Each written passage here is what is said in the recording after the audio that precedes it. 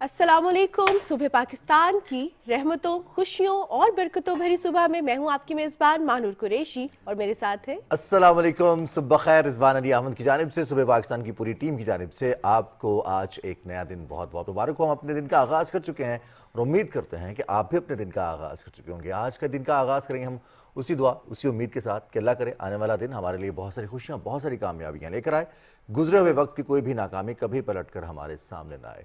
आज जुमातुल मुबारक है, जुमातुल विदा भी है और यकीनी तौर पर रमज़ानुल मुबारक अब मुकम्मल हो रहा है, ये रवाना हो रहा है। इसकी रहमतें, बरकतें, हमने भरपूर कोशिश की कि हम इनसे इस्तिफ़ादा करें, समेटें और जो हमारे ज़िंदगी के मकासद हैं उसमें रमज़ानुल मुबारक में बहुत कुछ सीखने को मिलता है, बहुत कुछ प्रैक्टिस करने का हमें मौका मिलता है। उसमें से एक एलिमेंट ऐसा है जिसे हम कहते हैं थोड़ा सा सब्र करना, बर्दाश्त करना, किसी दूसरे के रवैये को बर्दाश्त करना, किसी दूसरे की प्रेजेंस को बर्दाश्त करना। और अगर कोई हमारे चाहते हुए ना चाहते हुए हमारे मुकाबले पर है और वो कामयाब हो रहा है तो हम उसकी कामयाबी में उसके लिए दुआ करें और खुश हों, क्योंकि किसी एक फ़र्द की कामयाबी पूरे मुआशरे की कामयाबी है। बिल्कुल, जहां आप बर्दाश्त करने के हवाले से बात करें, इस हवाले से तो हम प्रोग्राम में बात करेंगे, लेकिन एक और चीज़ को बर्दाश्त करना बहुत ज़रूरी है।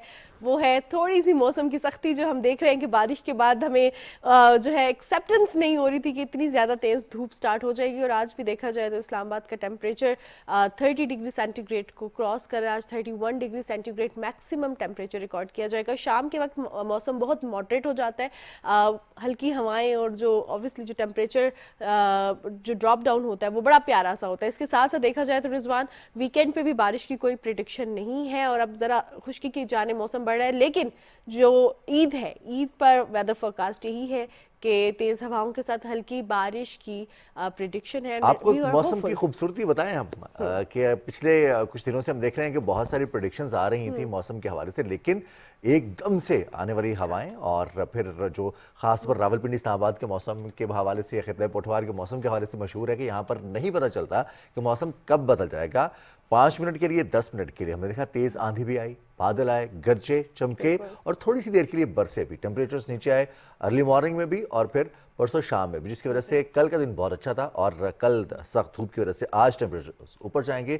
तो आने वाले दिनों में टेम्परेचर्स कैसा होगा, इस हवाले से महकमे मौसमियात का कहना है कि थोड़ा सा आपको एहतियात भी करना होगा। एकदम तब्दीली आएगी तो टेम्परेचर्स ऊपर जाएंगे। ईद की तैयारियों में हम एग्जॉस्ट भी ज़्यादा होंगे, तो हमें अपनी हाइड्रेशन का ख्याल रखना है। जी जनाब, अब प्रोग्राम का सिलसिला आगे बढ़ाते हैं और बात करते हैं वंडर लेडीज़ की, जो पाकिस्तान का नाम अक्रॉस द ग्लोब रोशन कर रही हैं और मुख्तलिफ ऐसी एक्टिविटीज़ में अपने आप को इंडल्ज रखती हैं जिसकी वजह से पाकिस्तान का नाम रोशन हो। और ख़ास तौर पर स्कॉलरशिप पे पढ़ रही हैं। स्कॉलरशिप के साथ साथ future alumni agent of change award 2024 की रेसिपिएंट है। हम बात कर रहे हैं जी डॉक्टर समरीन जावेद की। डॉक्टर समरीन जावेद ने पाकिस्तान का नाम रोशन किया है, PhD की है उन्होंने हार्वर्ड से, और उसके बाद हम देख रहे हैं कि उनको future alumni agent of change award 2024 से नवाजा गया। और इनकी ये देखा जाए तो रिसर्च एक्टिविटीज़ की बदौलत भी, उनकी जो सोशल एक्टिविटीज़ थी, उनकी लीडरशिप स्किल्स थी, उनकी बदौलत उनको इस अवार्ड से नवाजा गया है। डॉक्टर समरीन जावेद हमारे साथ मौजूद हैं। डॉक्टर साहिबा अस्सलाम वालेकुम, बहुत बहुत मुबारक हो, आपको फ्यूचर एलुमनाई एजेंट का अवार्ड मिला है।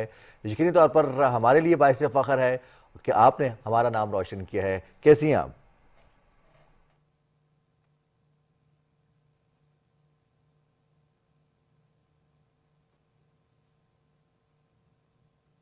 डॉक्टर समरीन ने हमें ज्वाइन किया है और डॉक्टर समरीन रेसिपिएंट है future alumni agent of change award 2024 की। डॉक्टर समरीन, सबसे पहले तो आपको मुबारकबाद पेश करते हैं और आपसे जानना चाहूँगी मैं कि इस अवार्ड के हवाले से, क्योंकि आपको आपकी लीडरशिप स्किल्स, आपकी सोशल एक्टिविटीज़, सोशल वर्क और आपकी रिसर्च एक्टिविटीज़ की वजह से इस अवार्ड से नवाजा गया, इस अवार्ड के हवाले से कुछ बताइएगा।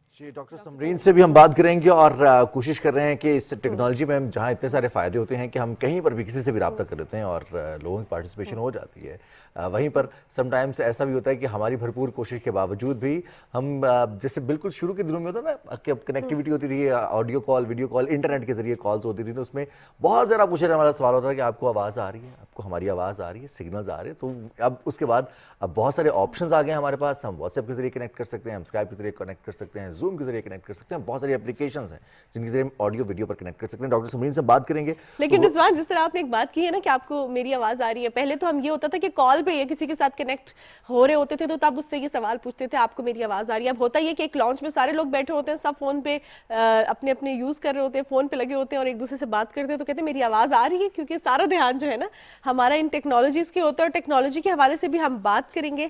लेकिन टेक्नोलॉजी की बात कर रहे हैं व्हाट्सएप के हवाले से, हमने व्हाट्सएप का जिक्र किया है तो प्राइवेसी बड़ी जरूरी है। प्राइवेसी इतनी जरूरी है कि व्हाट्सएप ने इतने सारे फीचर्स दे दिए हैं। एक बड़ा तवील सा मैसेज होता है कि every chat is and to end encrypted. इस गुफ्तगू को आपके और रेसिपिएंट के अलावा और किसी तक रसाई नहीं है, लेकिन स्क्रीनशॉट आ जाते हैं, स्क्रीनशॉट भी आ जाते हैं, लेकिन ऑब्वियसली वो तो एनक्रिप्टेड है ना। लेकिन होता ये है कि खुद ही स्क्रीनशॉट लेते हैं, या समटाइम्स ऐसा होता है कि किसी को फोन दिखाया, गैलरी से कोई पिक्चर दिखानी थी, और होता ये सबसे ज्यादा रिजवान, अगर आपने नोट किया हो कि जब किसी बड़े को फोन देते हैं तो वो आगे पीछे करना शुरू कर देते हैं, स्क्रॉल अप स्क्रॉल डाउन करना शुरू हो जाते हैं, फिर जो व्हाट्सएप पे हमारे ऊपर मैसेजेस की नोटिफिकेशन आती है वो भी देखना शुरू हो जाते हैं, फिर कहते हैं ओ गलती से जो है हाथ लग गया, और अब आप सामने बैठे होते हैं, आप कुछ नहीं कर सकते, लेकिन आप तो फिर फोन दे दिया तो फिर अब आप कर सकते हैं, चाहे आप फोन दे भी दें, आपके पास एक ऑप्शन है, वो ऑप्शन है चैट लॉक का। जो चैट जो है आपने प्राइवेट रखनी हो, आपने छुपानी हो, आप क्या करें कि उस पर चैट लॉक लगा दें। ये व्हाट्सएप का बड़ा जबरदस्त सा फीचर है। इससे ये होगा कि आपकी चैट जो है, चाहे आपका फोन किसी के पास है, वो कहीं भी नहीं जाएगी। तो लेकिन अब एक मैं आपको बात बता दूं, इससे पहले भी बहुत सारी एप्लीकेशंस मौजूद थी, थर्ड पार्टी एप्लीकेशन थी लॉक की, लेकिन वो आपके मोबाइल तक रसाई हासिल कर लेती हैं, तो इसका भी आपने ख्याल रखना है। चलिए जी, अब हम बढ़ते हैं एक दफा फिर समरीन जावेद साहब की तरफ। डॉक्टर समरीन जावेद, अस्सलाम वालेकुम। वालेकुम अस्सलाम। बहुत बहुत मुबारक हो आपको इल्यूमिनाई एजेंट ऑफ चेंज अवार्ड 2024। हमारे लिए बाइस फख्र है, और हमारे लिए बाइस फख्र है कि आज हम आपसे गुफ्तगू कर रहे हैं। सबसे पहले बताइए कैसी हैं आप, खैरियत से हैं? अल्हम्दुलिल्लाह, thank you very much for having me, thank you very much. Doctor Samreen, इस अवार्ड के हवाले से बताइएगा, इसमें क्वालिफाई करने के लिए क्या करते हैं, क्या कॉन्टेस्ट होता है, क्या प्रोसीजर होता है इसका? आप खुद अप्लाई करते हैं, वो खुद चूज करते हैं, क्या इसका सेटअप है सारा?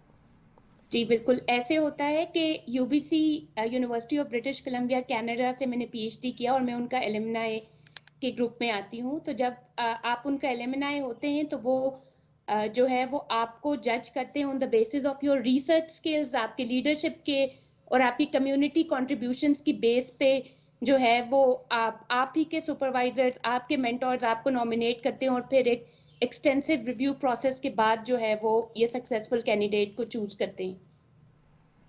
डॉक्टर समरीन, स्कॉलरशिप हासिल करना तकरीबन हर स्टूडेंट का ख्वाब होता है। कुछ स्टूडेंट होते हैं मेरे जैसे जिनको ये बहुत बाद में पता चलता है कि स्कॉलरशिप के लिए आपको बहुत शुरू से तैयारी करना पड़ती है। तो स्कॉलरशिप कैसे हासिल किया जाता है? थोड़ा सा जो स्टूडेंट्स आपको देख रहे हैं उनको गाइड कीजिए। स्कॉलरशिप पर तालीम हासिल करना ये कितना अहम है और इसका प्रोसेस क्या हो सकता है?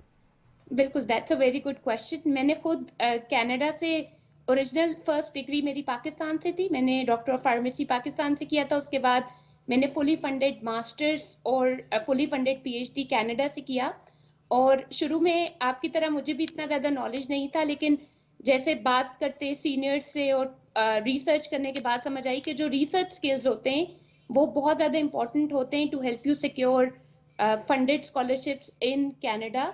और उसमें आपको मेजर फोकस करना होता है कि आप फाइनल ईयर प्रोजेक्ट्स या जो अपने रिसर्च स्किल्स हैं, लैब में काम करना है या ड्राई लैब है या वेट लैब है, उसके स्किल्स को पॉलिश कीजिए और उसकी बेस पे आप जो है वो यूनिवर्सिटीज़ में अप्लाई करें। और यूनिवर्सिटी भी जब आपकी एप्लीकेशन इनिशियल स्क्रीनिंग के बाद जो है वो आपको रखती है, तो वो यही देखती है कि आपके रिसर्च स्किल्स कितने अच्छे हैं, आपकी एकेडमिक एक्सेलेंस कितनी अच्छी है, और आपकी और कम्युनिटी कॉन्ट्रीब्यूशंस, आप वॉलंटियर कितनी कितनी जगह किया। तो वो एक फुल पैकेज के तौर पे जो है जब वो आपको सेलेक्ट करते हैं तो आपको स्टाइपेंड मिलता है जो आपकी डिग्री कंटिन्यू करने के लिए, और आपकी फीस भी जो है वो उसी में से ही कवर भी होती है। सही, इसका मतलब है डॉक्टर समरीन की जो रूट्स थी इस स्कॉलरशिप की, ये पाकिस्तान से ही स्टार्ट हुई जब आपने यहाँ पे डी फॉर्म किया और आपकी जो रिसर्च स्किल्स थी वो अच्छी थी। सो मैं आपसे ये भी जानना चाहूँगी, जिस तरह आपने इसके प्रॉपर क्राइटेरिया बताया है स्कॉलरशिप्स का, अक्रॉस द ग्लोब हम देखते हैं कि कम्युनिटी वर्क बहुत ज़्यादा मैटर करता है, लेकिन ऐसी डिग्री जहाँ पे आपको बहुत ज़्यादा अपना टाइम लगाना पड़ता है पढ़ने के लिए, कम्युनिटी वर्क को कैसे टाइम दिया? बैलेंस करना पड़ता है और एक पैशन होना चाहिए ताकि जब हम इस दुनिया से जाएं तो एक लेगेसी छोड़ के जा सकें। اور میرا ایک پیشن ہے کہ جو سائنس ہے اس کو جتنی ایزی الفاظ میں آپ دوسرے تک پہنچا سکیں، جو بھی چیز آپ کو پتہ ہے وہ آپ جتنے اچھی طرح دوسرے کو کمیونیکیٹ کر سکیں گے through work shops, awareness raise کرنا. میں بریسٹ کینسر ورک شاپس کو لیڈ کرتی ہوں، ان کی پریونشن کے خلاف اویئرنیس جو ہے وہ ریز کرتی ہوں کمیونٹی میں. اور جو بھی سائنس کی نئی ریسرچ آتی ہے اس کو ایزی ٹو انڈرسٹینڈ وے میں عام لوگوں کے اندر کمیونیکیٹ کرتی ہوں. تو ایک پیشن ہے کہ جو چیز مجھے پتا ہے وہ جتنے زیادہ لوگوں کو پتا ہوگی تو ہم اتنی زیادہ خیر جو ہے وہ آگے پھیلا سکیں گے. بہت زبردست بات ہے یہ یقین طور پر. اور علم بھی ایسی دولت ہے جو جب ہم تقسیم کرتے ہیں، بانٹتے ہیں، تو اس میں ہمارا اپنا اضافہ ہوتا ہے. بہت سارا علم ہمیں پھر اللہ تعالیٰ کی جانب سے ہمیں امانت کے طور پر بھی عطا کیا جاتا ہے. تو ڈاکٹر سمرین، آنکالوجی میں آپ ریسرچ کر رہی ہیں اور بڑا اہم شعبہ ہے، بہت پریشانی ہے لوگوں کو اس شعبے میں. بہت زیادہ لوگ چاہتے ہیں کہ ریسرچ ہو اور بہت جلد آسان سستا علاج دستیاب ہو، سلوشنز آسان ہو. تو اپنی ریسرچ کے بارے میں بتائیے گا تھوڑا سا آنکالوجی کے حوالے سے. بالکل ٹھیک ہے. میں نے پی ایچ ڈی میں میرا جو مین تھیسس تھا وہ بریسٹ کینسر میٹاسسس کے اوپر تھا. وہ بریسٹ کینسر جو ایک جگہ سے دوسری جگہ موو کر سکتا ہے، اس کے ڈفرینٹ میکینزم ہم نے جب وہ موو کرتا ہے تو کون سے پاتھ ویز لیتا ہے. میں نے یہ اسٹڈی کیا اپنے پی ایچ ڈی میں. اس کے بعد جو ہی میرا پی ایچ ڈی ختم ہونے والا تھا تو مجھے Harvard medical school U S سے جو ہے وہ پوسٹ ڈاک کی آفر تھی، اور وہاں پہ میں نے کار ٹی سیل تھراپی کے اوپر کام کیا. کار ٹی سیل تھراپی ایک نیور ٹیکنالوجی ہے کینسر کے اندر، جس میں آپ ہی کے باڈی کے جو امیون سیلز ہیں ان کو لیا جاتا ہے، ان کو لیب کے اندر ماڈیفائی کیا جاتا ہے اور پھر وہ آپ کی باڈی میں واپس ڈال دیتے ہیں تاکہ وہ سیلز جتنے زیادہ طاقتور ہوں گے وہ آپ کی باڈی کو کینسر میں لڑنے سے مدد دے گے. تو یہ ایک نیور ٹیکنالوجی ہے جو ریسنٹ ایئرز میں لانچ ہوئی ہے. میں نے اس کی ٹریننگ جو ہے وہ ہارورڈ میڈیکل اسکول سے لی اور اب واپس میں کینیڈا میں ہوں اور اسی ٹریننگ کو اب ہم یوٹیلائز کر رہے ہیں. یہاں کے کینیڈا کے ایک پروونس مینیٹوبا میں یہ ابھی لانچ کارٹی ہو رہی ہے یہاں پر. تو جو میری وہاں کی ٹریننگ ہے وہی ہم یہاں پہ اس کی اپلیکیشنز جو ہے وہ لانچ کرنے کے انیشیل فیزز میں ہیں ابھی. That's really amazing. Doctor Samreen یہ بتائیے گا کہ اتنے جو آپ نے تعلیم حاصل کر لی ہے اکراس دا گلوب اور آپ کو خود بھی پوسٹ ڈاک کی آفرز موصول بھی ہوئی ہیں، تو اب کیا پاکستان میں بھی اس ریسرچ کو انکلوڈ کرنے کا کوئی پلان ہے آپ کا کہ کریکولم میں انکلوڈ کیا جائے، جو یہاں پہ اسٹوڈنٹس ہیں میڈیکل کے یا یہاں کے پروفیسرز کے ساتھ شیئر کیا جائے، یا کوئی کولیبریٹیو ایفرٹ کا کوئی پلان ہے آپ کا؟ That's a very good question. اور جی بالکل، ابھی بھی میرے ساتھ بہت سے پروفیسرز ہیں اور ہم اس کے اوپر کام کر رہے ہیں کارٹی کے حوالے سے، اور اس کو کس طرح کمیونٹی میں جو ہے وہ ہم زیادہ رسائی دے سکتے ہیں. ابھی یہ ایک ایکسپینسو پروسیجر ہے اور کچھ لوگوں تک یا کچھ جو ہے وہ پاپولیشن کے تک اس کی ایکسیس ہے. لیکن ابھی جو میرا کام ہے وہ یہی ہے کہ جس طریقے سے ہم اس کو زیادہ جو ہے وہ ڈسیمینیٹ کر سکیں اور جتنے زیادہ لوگوں کو اس سے فائدہ دے سکیں. بہت سی کولیبریشنز ابھی بھی میری اکراس دا گلوب ہیں اور پاکستان میں بھی ڈفرینٹ پروفیسرز کے ساتھ میں ان ٹچ ہوں. تو hope fully in the future this is the next step انشاءاللہ. زبردست زبردست. اور ڈاکٹر سمرین، ایک بیریئر آ جاتا ہے تھوڑا سا جب ہم دیکھتے ہیں کوئی ایوارڈ یافتہ شخصیت ہے تو بہت ساری ریزسٹنس ہوتی ہے، ہیزیٹیشن ہوتی ہے کانٹیکٹ کرنے میں، کیونکہ اپنا بہت مصروف وقت ہوتا ہے، اپنی ریسرچ اپنا کام کرنا ہے، پھر آپ جتنی ڈائیورس ہیں ماشاءاللہ اس میں مشکل ہو جاتا ہے. پاکستانی اسٹوڈنٹس یا پھر کینیڈین اسٹوڈنٹس یا پاکستانی وہ اسٹوڈنٹس جو کینیڈا میں موجود ہیں یا ابراڈ موجود ہیں، وہ آپ سے رابطہ کر سکتے ہیں؟ کیسے کر سکتے ہیں رابطہ؟ اسکالرشپ میں حاصل کرنے کے لیے آپ سے گائیڈ لائن چاہتے ہوں یا پھر اپنی ریسرچ کے حوالے سے کسی قسم کی آپ سے گائیڈ لائن چاہتے ہوں تو کیسے گائیڈ کرتی ہیں آپ انہیں؟ کیا کریں students? Again a good question. میں لنکڈ کے اوپر ہوں اور لنکڈ کے اوپر کافی زیادہ ایکٹیو ہوں. تو کوئی بھی بچہ مجھے لنکڈ پہ ریکویسٹ بھیج کے کوئی بھی کوشچن کر سکتا ہے.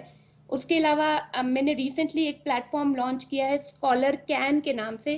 اسکالر کین جو ہے وہ اردو کا لفظ کر سکتا بھی ہے اور اسکالر کین کینیڈا کا بھی ہے. تو اس میں اسٹوڈنٹس کو گائیڈ کر رہی ہوں کہ کس طریقے سے آپ جو ہے وہ فنڈیڈ اسکالرشپس لے کر کینیڈا میں آ سکتے ہیں اور اپنا ریسرچ جو ہے جو آپ نے ایکسپیرینس پاکستان سے لیا یا انڈیا سے لیا، مڈل ایسٹ سے لیا. مجھے بہت سے بچے India, Bangladesh, Middle East, China, from all across the globe contact کرتے ہیں. تو ان کے لیے ہی میں فی الحال تو میرے پاس فری ریسورسز ہیں اور جس طریقے سے میں نے اسکالرشپ لیا، جس طریقے سے میں آگے بڑھی ہوں انشاءاللہ وہی چیزیں جو ہے وہ اگلی جنریشن کو سکھا رہی ہوں. نیکسٹ جنریشن سائنٹسٹ جو ہے وہ بنانے کی کوشش ہے.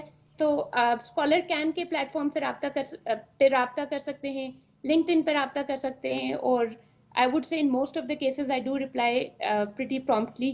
تو انشاءاللہ آئی ول بی اویلیبل جس طرح کی بھی جو ہے وہ اسٹوڈنٹس کو گائیڈنس چاہیے ہوئی. Doctor Samreen, that's really amazing کہ آپ نے جو اسکالرشپس اویل کی ہیں, اس کے ساتھ ساتھ آپ جو پاکستانی اسٹوڈنٹس ہیں ان کو بھی گائیڈ کر رہی ہیں کہ وہ کس طرح فلی فنڈڈ اسکالرشپس اویل کر سکتے ہیں. ایٹ دا اینڈ کوئی میسج دینا چاہیں گی خاص طور پہ جو میڈیکل کے اسٹوڈنٹس ہیں, جو کہ آبویسلی ہمیں لگتا ہے کہ اگر ہم فارم ڈی پڑھ رہے ہیں یا ہم میڈیکل سائنسز میں ہیں, کسی بھی میڈیکل کی فیلڈ میں ہیں, تو ہم صرف جو ہے اپنی ہی میڈیکل فیلڈ میں یا پریکٹس ہی کر سکتے ہیں, ہم اس کو as a researcher, as a scientist لے کر کس طرح چل سکتے ہیں؟ کوئی تھوڑا سا آئیڈیا, تھوڑا سا مشورہ کہ کیا کریں with the passage of time, کہ تھوڑا سا اپنے آپ کو اپ گریڈ کریں, اپ ٹو دا ٹائم اپنے آپ کو رکھیں. بالکل, ایک تو یہ ہے کہ بالکل پازیٹیو رہیں, اپنی صلاحیت کے اوپر جو اللہ تعالیٰ نے آپ کو دی ہے اس کے اوپر مکمل یقین رکھیں. اگر آپ یہاں تک پہنچے ہیں تو وہ انگلش میں کہتے ہیں you have not reach this far to just reach this far. اگر آپ یہاں تک پہنچے ہیں تو ایم ہائی رکھیں, انشاءاللہ بڑی منزل رکھیں گے تو اللہ تعالیٰ آپ کو وہاں تک بھی ضرور پہنچائے گا. سب سے پہلے ایک ویژن بڑا رکھیں, اور اس کے بعد آپ اگر اپنے ساتھ میں دیکھتے ہیں different assistant professors, associate professors جو ریسرچ کر رہے ہوتے ہیں آپ کے انسٹیٹیوشنز میں, ان کو دیکھیے اور دیکھیے کہ کوئی والنٹیئر اپرچونٹی ہے یا کوئی ایسی لرننگ اپرچونٹی ہے, اس سے سیکھیں. پھر آپ کو پتہ ہے کہ اب ڈیجیٹل ایجوکیشن ہے, اتنے زیادہ پلیٹ فارمز آن لائن موجود ہیں جو research free of cost research methodologies اور سب کچھ سکھاتے ہیں. تو اپنے اسکلز کو اس سے بھی جو ہے وہ آپ امپروو کیجئے, اور پھر ظاہر ہے اسپیسیفک اس اسکل کی بیس پہ جس میں آپ انٹرسٹڈ ہیں اس پہ فوکس رکھ کے جو ہے وہ آپ باہر اس ڈپارٹمنٹ میں اپلائی کر سکتے ہیں. میڈیکل کے اسٹوڈنٹس کے لیے ڈفرینٹ ڈپارٹمنٹس ہیں, جیسے امیونالوجی ہے, آنکالوجی ہے, آپ جو ہے وہ اور اسی طرح ایکسپیریمنٹل میڈیسن ہے, پیتھولوجی ہے. تو بہت ڈفرینٹ لیبز ہوتی ہیں یہاں پر جس میں آپ فوکس کر کے, جس میں آپ کا انٹرسٹ ہے اور جس میں آپ نے اسکلز جو ہیں وہ بیسک سیکھ لی ہیں, اس کو آگے اور بڑھانے کے لیے آپ جو ہے وہ یہاں پر آ سکتے ہیں اور انہی لیبز کو ٹارگٹ کر سکتے ہیں. بہت شکریہ ڈاکٹر سمرین جاوید. اور حضرت اقبال نے آپ جیسے ڈاکٹرز کے لیے, آپ جیسے افراد کے لیے کہا رہا کہ ہر فرد ہے ملت کے مقدر کا ستارہ, کیونکہ آپ نے جو علم حاصل کیا ہے, جو ایوارڈ حاصل کیا ہے, اس کو نہ صرف اپنے لیے آپ نے یوٹیلائز کیا بلکہ اس کو آپ ٹرانسفر کر رہی ہیں نیکسٹ جنریشن میں, اس علم کو ٹرانسفر کر رہی ہیں. بہت شکریہ آپ نے وقت دیا صبح پاکستان میں, اور ہماری دعا ہے کہ آپ مزید کامیابیاں سمیٹیں, اور آپ کو فالو کرتے ہوئے انہی فٹ اسٹیپس پر چلتے ہوئے ہمارے بہت سارے نوجوان ڈاکٹرز, ریسرچرز, سائنٹسٹ, یا پھر جو نوجوان کچھ بننا چاہتے ہیں وہ انہی فٹ اسٹیپس پر چلتے ہوئے مزید کامیاب بھی ہوں. بالکل جناب, پروگرام کا سلسلہ آگے بھی بڑھائیں گے لیکن ایک بریک کے بعد.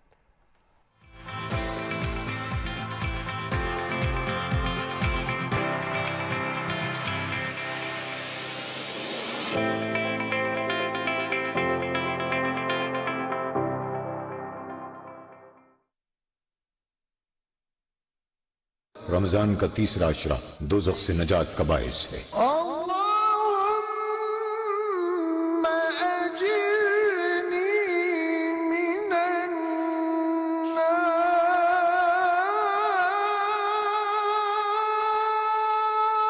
اے اللہ مجھے آگ سے پناہ میں رکھنا. مقام ہوگا.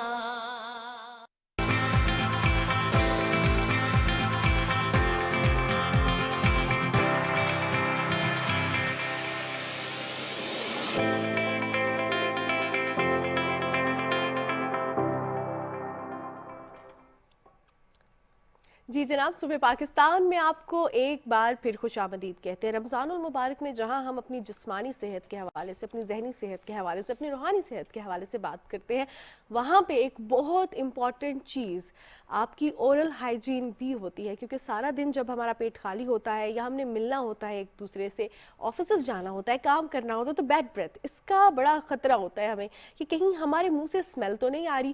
یا اس کے ساتھ ساتھ ایک اور چیز بھی ہوتی ہے کہ جب ہم سحر و افطار کی کی ہماری روٹین ہوتی ہے تو بہت زیادہ لیزینس کی وجہ سے ہم کھا پی کے لیٹ جاتے ہیں, اپنی اورل ہائیجین کا خیال نہیں کرتے, اور اسی طرح کھاتے کھاتے سو بھی جاتے ہیں, اور اسی طرح کھاتے کھاتے جب سحر کا ٹائم ختم ہو جاتا ہے تو ہمیں یاد آتا ہے کہ او مائی گاڈ آج تو میں نے دانت صاف کیے ہی نہیں, اور اسی طرح پورا دن گزار دیتے ہیں. اور اس میں ایک اور بھی جو سب سے مختلف چیز ہوتی ہے رمضان المبارک میں, ہمارے کھانے پینے کی روٹین میں بہت ساری چیزوں کا اضافہ ہوتا ہے, بہت ساری ایسی چیزیں جو ہم روٹین میں کھاتے ہیں وہ مائنس ہو جاتی ہیں. رمضان میں ہم تلی ہوئی چیزوں کا استعمال زیادہ کر دیتے ہیں, میٹھے مشروبات کا استعمال زیادہ کر دیتے ہیں, اور چونکہ کھانے پینے کی روٹین تبدیل ہوتی ہے تو یقینی طور پر اس سے ہمارے اسٹمک کے ساتھ ساتھ دانت بھی متاثر ہوتے ہیں. ہمارا جو منہ ہے, جیسے اپنے جو سانس کی بات کی ہے یا پھر وہ جو ایک بیڈ بریتھ کی بات کی ہے, وہ متاثر ہوتا ہے. تو اس کا طریقہ کار کیا ہے, اس سے نمٹنا کیسے؟ بہت سارے آپ کو آئیڈیاز ملیں گے, بہت سارے آپ کو ٹوٹکے ملیں گے, ایکسپیرینس بتائیں. یوٹیوب بھرا ہوا ہے ایسے ٹوٹکوں سے, چاہے وہ کیلے کے چھلکے ہوں, چاہے وہ اخروٹ کے پتے ہوں, چاہے وہ نمک کے ساتھ دانت صاف کرنا ہو, چاہے وہ لیمو اور نمک ملا کر آپ اپنے مسوڑوں کا بیڑا غرق کر رہے ہوں, تو کیوں نہ ہم ڈاکٹر سے ہی پوچھیں. بالکل جناب, ڈاکٹر صاحب سے پوچھتے ہیں. ڈاکٹر فیصل حنیف نے ہمیں جوائن کیا. السلام علیکم ڈاکٹر صاحب. وعلیکم السلام, بہت بہت شکریہ آپ کا. Thank you so much for taking out time for us. Doctor صاحب ایک امپورٹنٹ چیز سب سے پہلے اسی سے سٹارٹ کروں گی کہ روٹین میں اورل ہائیجین اور رمضان میں اورل ہائیجین, اس میں کیا ڈفرینس آنا چاہیے؟ دیکھیں, روٹین میں تو ہمیں سب سے پہلے ایک اس چیز کو کلیئر کرنا چاہیے کہ بہت سارے جو ہمارے پیشنٹس ہیں یا جو ہمارے پاس آتے ہیں لوگ, وہ صبح ناشتے کے بعد برش کرتے ہیں, بعد برش کرنا چاہیے, وہ پہلے برش کرتے ہیں. اچھا. اور آپ جب صبح اٹھتے ہیں تو اشتہار میں بھی عموماً یہی دکھایا جاتا ہے کہ صبح اٹھے اور پہلے آپ نے برش کیا اور 2 منٹ بعد آپ نے ناشتہ کیا, تو اس سے یہ نقصان ہوتا ہے کہ آپ کی برش کی ایفیکیسی ختم ہو جاتی ہے ٹوتھ پیسٹ کی, اور آپ واپس اپنے دانتوں کو میلا کر دیتے ہیں ودن 5 منٹس. تو اصولی طور پہ آپ نے ناشتے کے بعد برش کرنا ہے, رات سونے سے پہلے برش کرنا ہے, 2 منٹ کے لیے کرنا ہے, اور اس کے بعد اپنی یہ جو شہادت کی انگلی ہے اس میں اللہ نے ہماری بہت شفا رکھی ہے, اس سے مساج کریں اپنے مسوڑوں کو, اس سے یہ ہوگا کہ آپ کی جو ایکسٹرا چیزیں پھنسی ہوئی ہیں مسوڑوں کے اندر وہ نکل جائیں گی. اور فلاس کا استعمال کریں جو بہت کم کرتے ہیں ہمارے مریض. بالکل. تو ایک تو یہ ہو گیا, یہ ہے آپ کی روٹین کی بات. اب آپ آ جائیں رمضان میں. رمضان میں ہماری روٹین بڑی ڈیفرنٹ ہو جاتی ہے کیونکہ سحری میں ٹائم بڑا کم ہوتا ہے, تو عموماً لوگ کیا کرتے ہیں کہ یا تو برش چھوڑ دیتے ہیں صبح کا, یا پھر یہ ہے کہ صرف افطاری کے بعد یا ایک ٹائم کر لیتے ہیں. تو اس میں کچھ لیول ہیں کہ جو اگر سب سے اچھا لیول تو یہ ہے کہ آپ صبح سویرے جب آپ اٹھتے ہیں تو آپ اپنا ناشتہ کریں اور اس کے بعد آپ اپنا برش کریں, برش کے ساتھ فلاس کریں, جو ترتیب بتائی ہے اس طریقے سے کریں.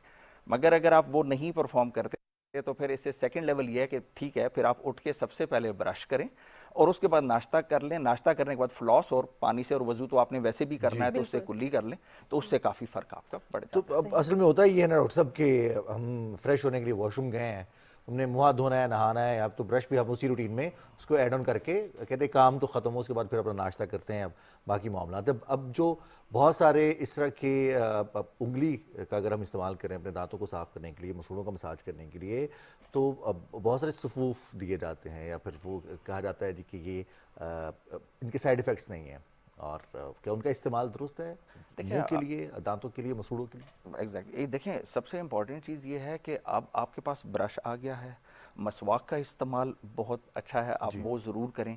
سمپل جو آپ نے مساج کرنا ہے وہ صرف آپ نے اپنی انڈیکس فنگر سے گمز کو مساج کرنا ہے, تاکہ آپ کی ایکسٹرا جو چیزیں مسوڑوں کے اندر پھنسی ہوئی ہوتی ہیں. عموماً یہ ہوتا ہے کہ جو برش ہے وہ آپ کے دانتوں کو ایک اوور آل صاف کر دیتا ہے, مگر مسوڑوں کے اوپر آپ برش کو نہیں چلاتے, تو اس کے لیے آپ اپنی انڈیکس فنگر کو استعمال کریں.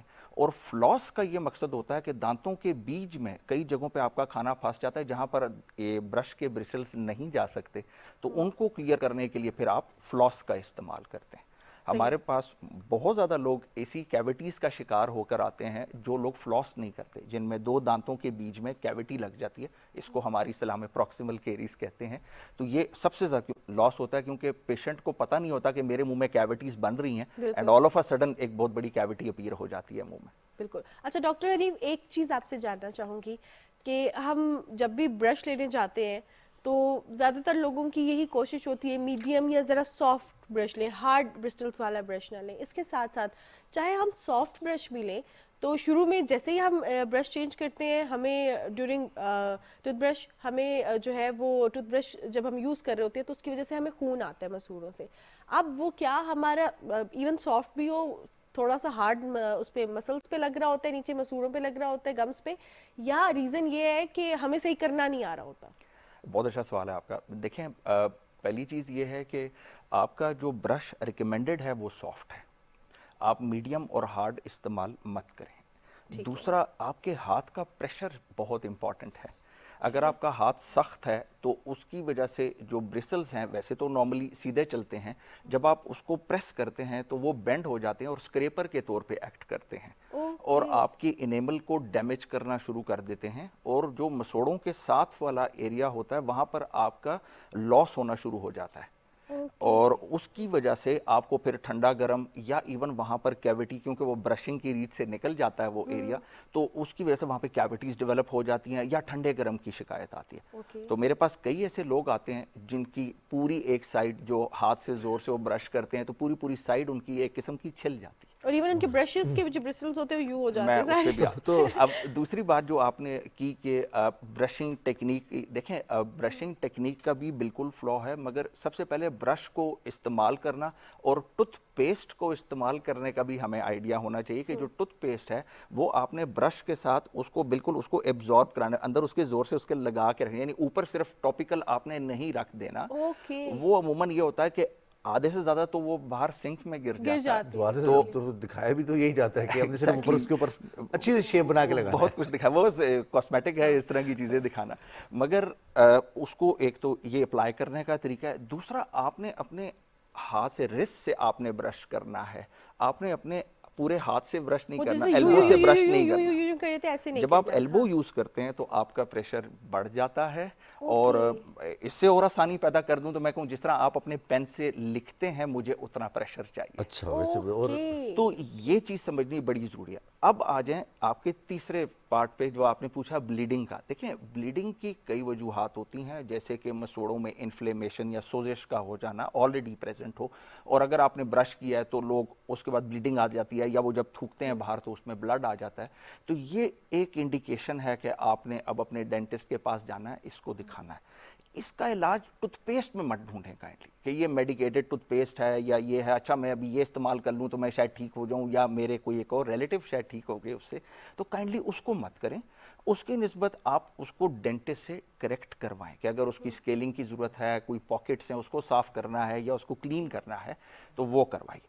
नंबर 2, अगर आपकी ब्रशिंग टेक्निक ठीक नहीं है और आप ब्रश को बहुत ज़ोर से करते हैं तो हाँ, उसमें आप एक गम इंजरी कॉज कर सकते हैं, जिसकी वजह से आपको वहाँ पर ब्लड आ सकता है, ये ब्लीडिंग की शिकायत हो सकती है। बिल्कुल सही। और एक जो गलती हम बहुत ज़्यादा करते हैं डॉक्टर साहब, ये भी बताइएगा, ब्रश कितने अरसे बाद तब्दील कर लेना ज़रूरी है? जैसे मारूफ ने कहा कि नया ब्रश जैसे हम इस्तेमाल करते हैं तो बहुत सारे हमें नई तकलीफ का सामना करना पड़ता है, तो ब्रश कितने अरसे बाद इस्तेमाल तब्दील करना चाहिए? नॉर्मली जी इसके ऊपर है कि आप 2 मंथ्स के बाद चेंज कर दें, या इसकी एक और भी इस्तेलाह मैं अच्छी बता देता हूँ कि जब आपके ब्रश के ब्रिसल्स बाहर की तरफ निकलना शुरू हो जाएं या ख़राब होना शुरू हो जाएं तो it's a time to change.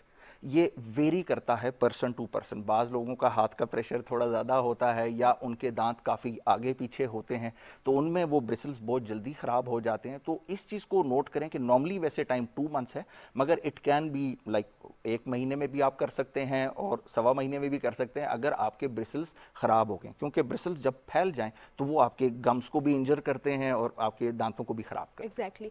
Doctor साहब, एक और चीज़ आपसे जानना चाहूँगी कि हर बंदा आजकल ये चाहता है कि मुस्कुराए तो दांत बहुत सफ़ेद से चमकते हुए नजर आए, और इसके लिए बहुत से हम देखते हैं कि होम रेमेडीज़ भी की जाती हैं, फिर वाइटनिंग टूथपेस्ट भी है, इसके साथ साथ आजकल ऐसी गम्स भी आ रही हैं, बबल गम्स, वो खाएंगे ये दांत इससे सफ़ेद हो जाएंगे। फिर देख रहे हैं कि कुछ ऐसे कलर्स भी और हर चीज़ आ रही है कि हम वो लगाएं, लेकिन ये सारी जो है टेम्परेरी हैं। टेम्परेरी तो जब छोड़ देंगे तो वो मसला हो जाएगा उसके बाद। तो आपसे ये जानना चाहती हूँ कि सबसे पहले एक सवाल कि क्या नेचुरल रंग जो है वो दांतों का वाइट होता है या थोड़ा सा येलोइश होता है, और इसका परमानेंट हल क्या है? अगर मैं ये चाहती हूँ मेरे दांत बहुत सफ़ेद हो तो वो उसके लिए मुझे परमानेंट क्या करना चाहिए जो हेल्दीएस्ट हो उसका तरीकाकार? देखिए, पहले तो ये जानना ज़रूरी है कि दांतों के मुख्तलिफ शेड्स होते हैं और अल्लाह ताला ने हमारी जो डिस्ट्रीब्यूशन ऑफ द कलर रखी है वो आपके स्किन कलर के हिसाब से रखी है कि अगर निग्रोस की साइड पे जाएं तो उनके दांत एक्सेप्शनली वाइट हैं, और जैसे जैसे आप यूरोपियन कंट्रीज या उनकी तरफ जाएं तो उनकी येलोइश टिंज में दांत चले जाते हैं, कलर चला जाता है। अब मैं आता हूँ आपकी दूसरी बात पे कि देखें, जो आपकी जो वाइटनिंग जो जितनी भी टूथपेस्ट हैं या उनमें जो ग्रैन्यूल्स होते हैं, या وہ بیسیکلی آپ کے انیمل کو بیسیکلی جیسے آپ ایک عام اصطلاح میں جو یہاں آپ کے سامعین سن رہے ہیں ان کے لیے کہ بھئی اس میں ایک ریگمال کا ایفیکٹ ہوتا ہے، جیسے آپ نے اس کو ریگمال کی طرح دانت پہ لگایا اور آپ نے اس کو وائٹ کر دیا، تو وہ آپ کے انیمل کی ایک اسپیسیفک لیئر کو اڑاتا جاتا ہے، بہت کم مگر بہت آہستہ آہستہ، تو پارٹیکل سائز پہ ایک تو بڑا ڈیپینڈ کرتا ہے۔ دوسرا جو ہماری مختلف قسم کی جتنی بلیچنگ کٹس آتی ہیں یا دانتوں کو وائٹ کرنے والی آتی ہیں ان میں ایسڈ ہوتی ہے، تو یہ میں اپنے طور پہ جو باقی ہمارے پیشنٹس ہیں ہر کو ریکمینڈ نہیں کرتا کہ آپ اس کو ریگولر اس پر جائیں، کیونکہ ایک دفعہ جب آپ کی یہ عادت ہو جائے کہ میرے وائٹ ہی ہونے چاہیے تو آپ اس کو بار بار آپ اس کو ہی استعمال کرتے ہیں۔ ایکچولی وہ کرتا کیا ہے کہ آپ کے صرف جو ایکسٹرنل سٹین ہے اس کو کم کر دیتا ہے، انٹرنل دانت کا آپ کا شیڈ وہی رہتا ہے۔ یہ جتنے بھی آپ کے وائٹنگ ٹوتھ پیسٹ ہیں یا جو بھی یہ آپ کے ایکسٹرنل اپلائی ہوتے ہیں، دانت کی بیرونی سرفیس پہ اپلائی ہوتے ہیں، تو آپ کا شیڈ وہی کا وہی رہتا ہے۔ دوسرا یہ جتنی بھی بلیچنگ کٹس ہیں یہ آپ کے دانت سے منرل کانٹینٹ کو نکال لیتے ہیں، آپ کے دانت کا نقصان ہوتا ہے، آپ کے دانت کمزور ہوتے ہیں اسے، تو یہ میں یہ سمجھتا ہوں کہ اس کو اتنا پروموٹ نہیں کرنا چاہیے۔ ہاں کوئی ایک آدھا ایسا فنکشن ہے جس میں آپ کی ضرورت ہے یا آپ کی اس سے کسی اور حد تک کوئی ضرورت ہے تو ضرور کریں، مگر اس کو لمٹ رکھیں کہ بھئی ہم نے سال میں 1-2 مرتبہ سے زیادہ نہیں کرنا، اور بہت زیادہ وائٹننگ ٹوتھ پیسٹ جیسے ابھی مختلف قسم کے برانڈ جس میں وائٹننگ لے کر آ رہے ہیں ان کو جتنا کم سے کم استعمال کریں، کیونکہ اللہ نے یہ جو انیمل والی آپ کو نعمت دی ہے جو دانت کی اوپر کی تہہ کو کہتے ہیں وہ اللہ کی نعمت ہے اور وہ دوبارہ نہیں آتی، تو جتنی ہے اس کا خیال کریں، اسی کے ساتھ رہیں تاکہ اس میں آپ کو تنگی نہ ہو۔ تو ڈاکٹر صاحب انیمل کے بارے میں جب بھی ہم بات کرتے ہیں تو ایک اکثر ہمیں سننے کو ملتا ہے کہ اگر ہم اسکیلنگ کروائیں گے تو انیمل خراب ہو جائے گا، پالشنگ کروائیں گے تو انیمل خراب ہو جائے گا،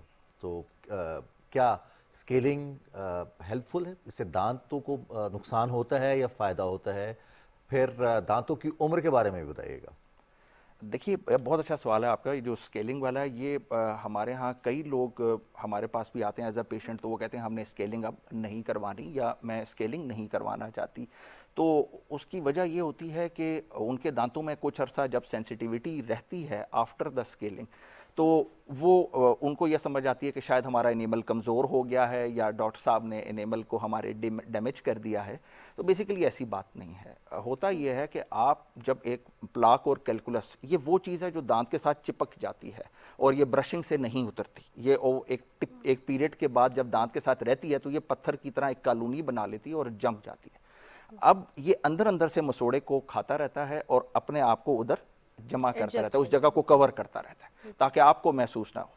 اس کے بعد جب آپ اسکیلنگ کرتے ہیں تو اس کے بعد جب اس لیئر کو ہٹا دیتے ہیں جو پلاک کی لیئر ہے اور یہ کیلکولس کی لیئر ہے، تو اس میں کیا ہوتا ہے کہ پیشنٹ جو ہے اس کو 2-4 دن 5 دن ٹھنڈا گرم لگتا ہے۔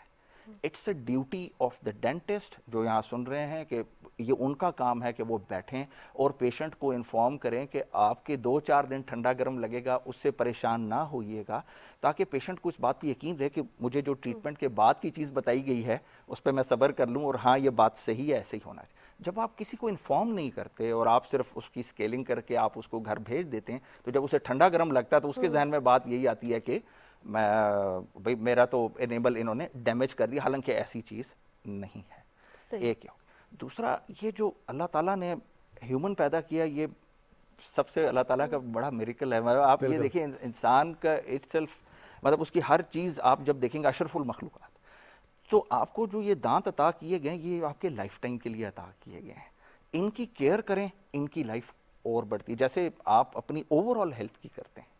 تو میں آپ سے اس میں ایک بات بڑی امپورٹنٹ کروں گا کہ جو اورل ہیلتھ ہے یہ بیسیکلی آپ کی اوور آل ہیلتھ ہے، تو یہ سب سے امپورٹنٹ ہے کہ اگر آپ کی اورل ہیلتھ اچھی ہے تو آپ کی اوور آل ہیلتھ بھی ٹھیک رہے گی۔ تو یہ آپ کو لائف ٹائم کے لیے اللہ نے دیے ہیں اور اس کو انجوائے کریں، اس سے کھائیں پیئیں اور اس کی حفاظت کریں جو آپ کر سکتے ہیں۔ ڈاکٹر فیصل اب میں آپ سے ذرا 2 ایکسٹریم ایجز کے حوالے سے جاننا چاہوں گی، بچوں کے حوالے سے بھی اور بڑوں کے حوالے سے بھی۔ جب بچوں کے دانت گرتے ہیں اور دانت واپس آ رہے ہوتے ہیں تو ہم دیکھتے ہیں کہ بچوں کے تھوڑے سے ٹیڑھے میڑھے دانت آ رہے ہوتے ہیں اور اب بہت کامن ہو گیا ہے کہ بچوں کو بریسز لگوانی پڑیں۔ وہ شاید اس وجہ سے بھی اب جو جس طرح متس بھی ہوتی ہیں، کہا بھی جاتا ہے کہ جب دانت نکل رہا ہے تو بچہ اس پہ زبان لگا رہا ہے یا پریشر اپلائی کر رہا ہے تو اس وجہ سے ایسا ہو رہا ہے، شاید مطلب maybe that would be the reason, but یہ کیوں ہو رہا ہے؟ ٹیڑھے میڑھے دانت کیوں بچوں کے نکل رہے ہیں؟ بریسنگ کی طرف کیوں جانا پڑ رہا ہے؟ اسی طرح اگر ایکسٹریم ایک اور ایج کے حوالے سے بات کی جائے، بزرگوں کے جب ان کے دانت گر جاتے ہیں تو اکثر اوقات ہوتا یہ ہے کہ دانت کے اندر روٹ ہے اور اوپر سے یا تو دانت ٹوٹ گیا ہے یا جو ہے خاص طور پہ جو ڈائبٹیز کے پیشنٹس ہوتے ہیں ان کے لیے بڑا مشکل ہوتا ہے. تو پھر وہ ان کا سب سے بڑا ایشو یہی ہوتا ہے کہ ان کی گمز میں اتنے زیادہ گرپ نہیں ہوتی کہ وہ دانتوں کو یا ڈینچر کو اپنے اندر جو ہے وہ ہولڈ کر سکے. اور اکثر اوقات ایسے پیشنٹس جب کھانا کھا رہے ہوتے ہیں تو ان کا ڈینچر ہل بھی جاتا ہے, سم ٹائمز گر بھی جاتا ہے. تو اب ان دو ایکسٹریم ایجز کے لیے کیا کرنا چاہیے, کیا یہ ریمیڈیز یا پریکاشنز اختیار کر سکتے ہیں تاکہ ان کے دانت جو ہیں صحیح ہی آئے اور بچت کے ساتھ رہیں؟ دیکھیں اس میں اس کو ڈیوائیڈ آپ کے سوال کے جواب کو 2 حصوں میں بھی کر لیتا ہوں جیسے آیا. پہلے آپ بچوں کو دیکھیے گا کہ بچوں میں جو ایج ہوتی ہے اس میں ہمارے جو خوراک کا پیٹرن ہے وہ بہت بڑا ایک عنصر ہے بچوں کے ٹیڑھے دانت آنے کا یا وقت سے پہلے دانتوں کا نکل جانے کا. عموماً یہ کہا جاتا ہے کہ آپ ٹافیز بچوں کو زیادہ دیں یا میٹھا دیں تو اس سے دانتوں میں کیوٹیز اور یہ اس سے زیادہ آپ کے پوٹیٹو چپس اور آپ کے جنک فوڈ اور آپ کی جو ڈرنکس ہیں فزی ڈرنکس ہیں یہ بہت اس سے زیادہ ہے. یہ ریسرچ پروون بات ہے, یعنی کہ جس میں کاربوہائیڈریٹ زیادہ ہیں اس کی وجہ سے ایگزیکٹلی وہ آپ کے دانتوں کے اوپر چپک کے رہ جاتے ہیں. اب وہ اترتے نہیں ہے. ایسی چیز زیادہ کیوٹی بنا سکتی ہے یا دانت کو ڈیمیج کر سکتی ہے جو کہ ایک دفعہ آپ نے پی لی اور وہ اتر گئی یا کھا لی تو ختم ہوگی, تو نہیں, اس کی ڈیمیجنگ ایفیکٹ زیادہ ہے پہلے تو. دوسرا یہ کہ ہم لوگوں نے اپنی خوراک کے پیٹرن کو بہت چینج اس لیے کر دیا کہ ہم لوگ نرم چیزوں پہ آ گئے, کوکڈ چیزوں پہ آ گئے اور ہماری ہارڈ بائٹس ختم ہو گئی ہیں. جیسے اگر میں آپ سے کہوں کہ آپ نے ایک ایپل بچے کو دینا ہے تو آپ اس کا سارا چھلکا اتار کے اس کو کاٹ کے وہ دے رہے ہیں. یا گنڈیریاں چوستے ہوتے تھے بچپن میں ہم. بالکل, آپ دیکھیں, آپ اپنے ایون والدین کو دیکھ لیں, آپ اپنے والدین کو سوچیں یا آپ کے دادا یا ان میں سے کسی کے دانت ٹیڑھے تھے اس طرح, مگر وقت کے ساتھ ساتھ آپ دیکھیے گا کہ اب یہ بیماری ایستے ایستا, پہلے تو شہری تھی, اب تو گاؤں میں بھی یہ حالات ہیں کہ وہاں پہ بھی دانت ٹیڑھے آ رہے ہیں. تو وجہ یہ بن رہی ہے کہ ہماری جو خوراک کی شفٹ ہے وہ ہونی چاہیے کہ ٹورڈز ہارڈر سائڈ. اللہ نے اگر یہ جبڑا دیا ہے تو کھانے کے لیے دیا, اور ہم بچوں میں جب سافٹ چیزیں یا سافٹ ڈائٹ کی طرف لے کے جائیں گے تو یہ ایک دوسرا آنسر ہے. تیسرا یہ ہے کہ بچوں کی بھی دانتوں کا چیک اپ ہونا بڑا ضروری ہے. جو بچوں کا دانت ہیں وہ 5-6 سال کی عمر میں گرنا شروع ہو جاتے ہیں اور اس کی جگہ دوسرے دانت آنا شروع ہو جاتے ہیں, تو ان کو بھی دیکھنا کہ وہ ٹائملی ایرپٹ کریں یا ٹائملی نکلیں. اب ایک دانت وقت سے پہلے نکل جائے, وقت سے پہلے ٹوٹ جائے تو اس کا بھی نقصان ہے. تو اپنے ڈینٹسٹ کو ضرور دکھائیں, اس رائے میں نہ رہیں کہ اچھا یہ دودھ کے دانت ہیں, سال 6 مہینے میں ایک اور آ جائے گا, 2 سال میں ایک اور آ جائے گا, تو بچہ اس طرح نہیں بچہ آپ کو شکایت نہیں کر سکتا, مگر جو بڑا ہے وہ تو شکایت کر سکتا ہے. تو بچے میں ایک تو یہ چیز دیکھنی بڑی ضروری ہے کہ ایج کے لحاظ سے آپ اس کو ساتھ ساتھ اس کی خوراک کے پیٹرن کو چینج کریں. اس کے ٹوتھ پیسٹ کو دیکھیں کہ جو 10 سال سے کم عمر کا بچہ ہے اس کے ٹوتھ پیسٹ کو, جو بچوں کا ٹوتھ پیسٹ آتا ہے کائنڈلی اس کو وہ دیں, اس کو ایڈلٹ ٹوتھ پیسٹ نہ دیں. 10 سال کے بعد آپ اس کو اپنا ایڈلٹ ٹوتھ پیسٹ پہ لے کے جائیے. تو یہ ہے اس کی کیئر. اب آ جاتے ہیں دانت ٹیڑھے بھی اس لیے آتے ہیں کہ جب ان کی جو کی ڈیولپمنٹ نہیں ہوگی تو اللہ نے دانت تو ہمیں 32 ہی دینے ہیں, تو ان کی جگہ نہیں بنے گی. ایسا ہی ہے کہ آپ اس صوفے پہ اگر میں ایک اور آپ بٹھا دیں تو اس کے ساتھ ہم 2 لوگوں کو اور بھی کر دیں تو ایک اوپر بیٹھے گا ایک نیچے بیٹھے گا, تو اس طریقے سے الائنمنٹ نہیں آئے گی کیونکہ جگہ کم ہے. تو اسی طریقے سے جب آپ ان کو ہارڈ بائٹس پہ رکھیں گے تو ان کے جو میں اسپیس بھی رہے گی, ان کی جو کی ڈیولپمنٹ بھی ہوگی, اور آپ کا یہ جو دانت کا پھر جو ٹیڑھا ہونا ہے وہ کم ہو جاتا ہے. تو ایک پارٹ. اب آ جاتا ہوں میں آپ کے دوسرے پارٹ کے اوپر جو کہ ہمارے جو بزرگ ہیں. دیکھیں جو ہمارے بزرگ ہیں ان میں آپ یہ دیکھیں گے کہ کئی لوگوں کو مختلف قسم کی سسٹیمک ڈیزیز ہوتی ہیں. سسٹیمک سے میری مراد آپ کے لیے یہاں پر یہ ہے کہ جن کو شوگر ہے, کچھ اور ایشوز ہیں, کچھ اپنے بلڈ پریشر کی اور بھی بہت سارے, اور ہر ٹیبلٹ اور ہر چیز کا امپیکٹ ہے, منہ میں بھی امپیکٹ ہے اس کا. تو پہلی تو چیز یہ ہے کہ جو ڈائبٹک پیشنٹ ہے اس کو ہمیں بڑا کیئر کرنا پڑتا ہے کہ اس کی ڈائبٹیز یا گلائسیمک کنٹرول جس کو کہتے ہیں وہ ہونا بڑا ضروری ہے. اگر وہ نہیں ہے تو اس میں منہ میں بلیڈنگ آنا, منہ میں تھوک کا کم آنا, اور اس کی وجہ سے آپ کے دانتوں کو کیڑا لگنا یہ بہت زیادہ فاسٹ ہو جاتا ہے. تو اس میں پھر یہ ہوتا ہے کہ عموماً ایک جڑ رہ گئی یا کوئی چیز کھائی گئی اور پتہ نہیں چلے, اور ایسے ایسا ان کے دانت خراب ہونا شروع ہو جاتے ہیں. دوسرا جو پارٹ ہے بزرگوں کے اندر وہ یہ ہے کہ آہستہ آہستہ ان کی جو ٹوتھ برش کرنے کی جو طاقت ہے یا وہ کم ہو جاتی ہے, تو ساتھ میں ان کے انکریج کریں کہ کوئی بھی ان کے ساتھ ہو اور ان کو ہیلپ کراتا رہے, تاکہ یہ چیز, اور یہ بچوں میں بھی ضرور رکھیں کہ جب آپ ٹوتھ برش سٹارٹ کریں تو ان کو بھی سکھائیں اور اس کو بھی. ڈاکٹر فیصل حنیف, بہت ساری باتیں ہیں اورل ہیلتھ کے حوالے سے, بہت سارے ایسے سوالات ہیں جو بھی باقی ہیں, لیکن وقت کی کمی کی وجہ سے ہمارا آج کا سیگمنٹ یہیں تک ہے. ہمیں ابھی اسموکرز کے حوالے سے بہت سارے ایسے لوگ ہیں جو بہت ساری ایسی اشیاء استعمال کرتے ہیں جس کی وجہ سے نہ صرف ان کی صحت خراب ہوتی ہے بلکہ اورل ہیلتھ بیسیکلی خراب ہونا شروع ہو جاتی ہے, جس سے اسٹمک بھی خراب ہو جاتا ہے. اب وقت ہوا ایک نیوز بریک کا, نیوز بریک کی جانب بڑھتے ہیں اور پھر واپس آئیں گے.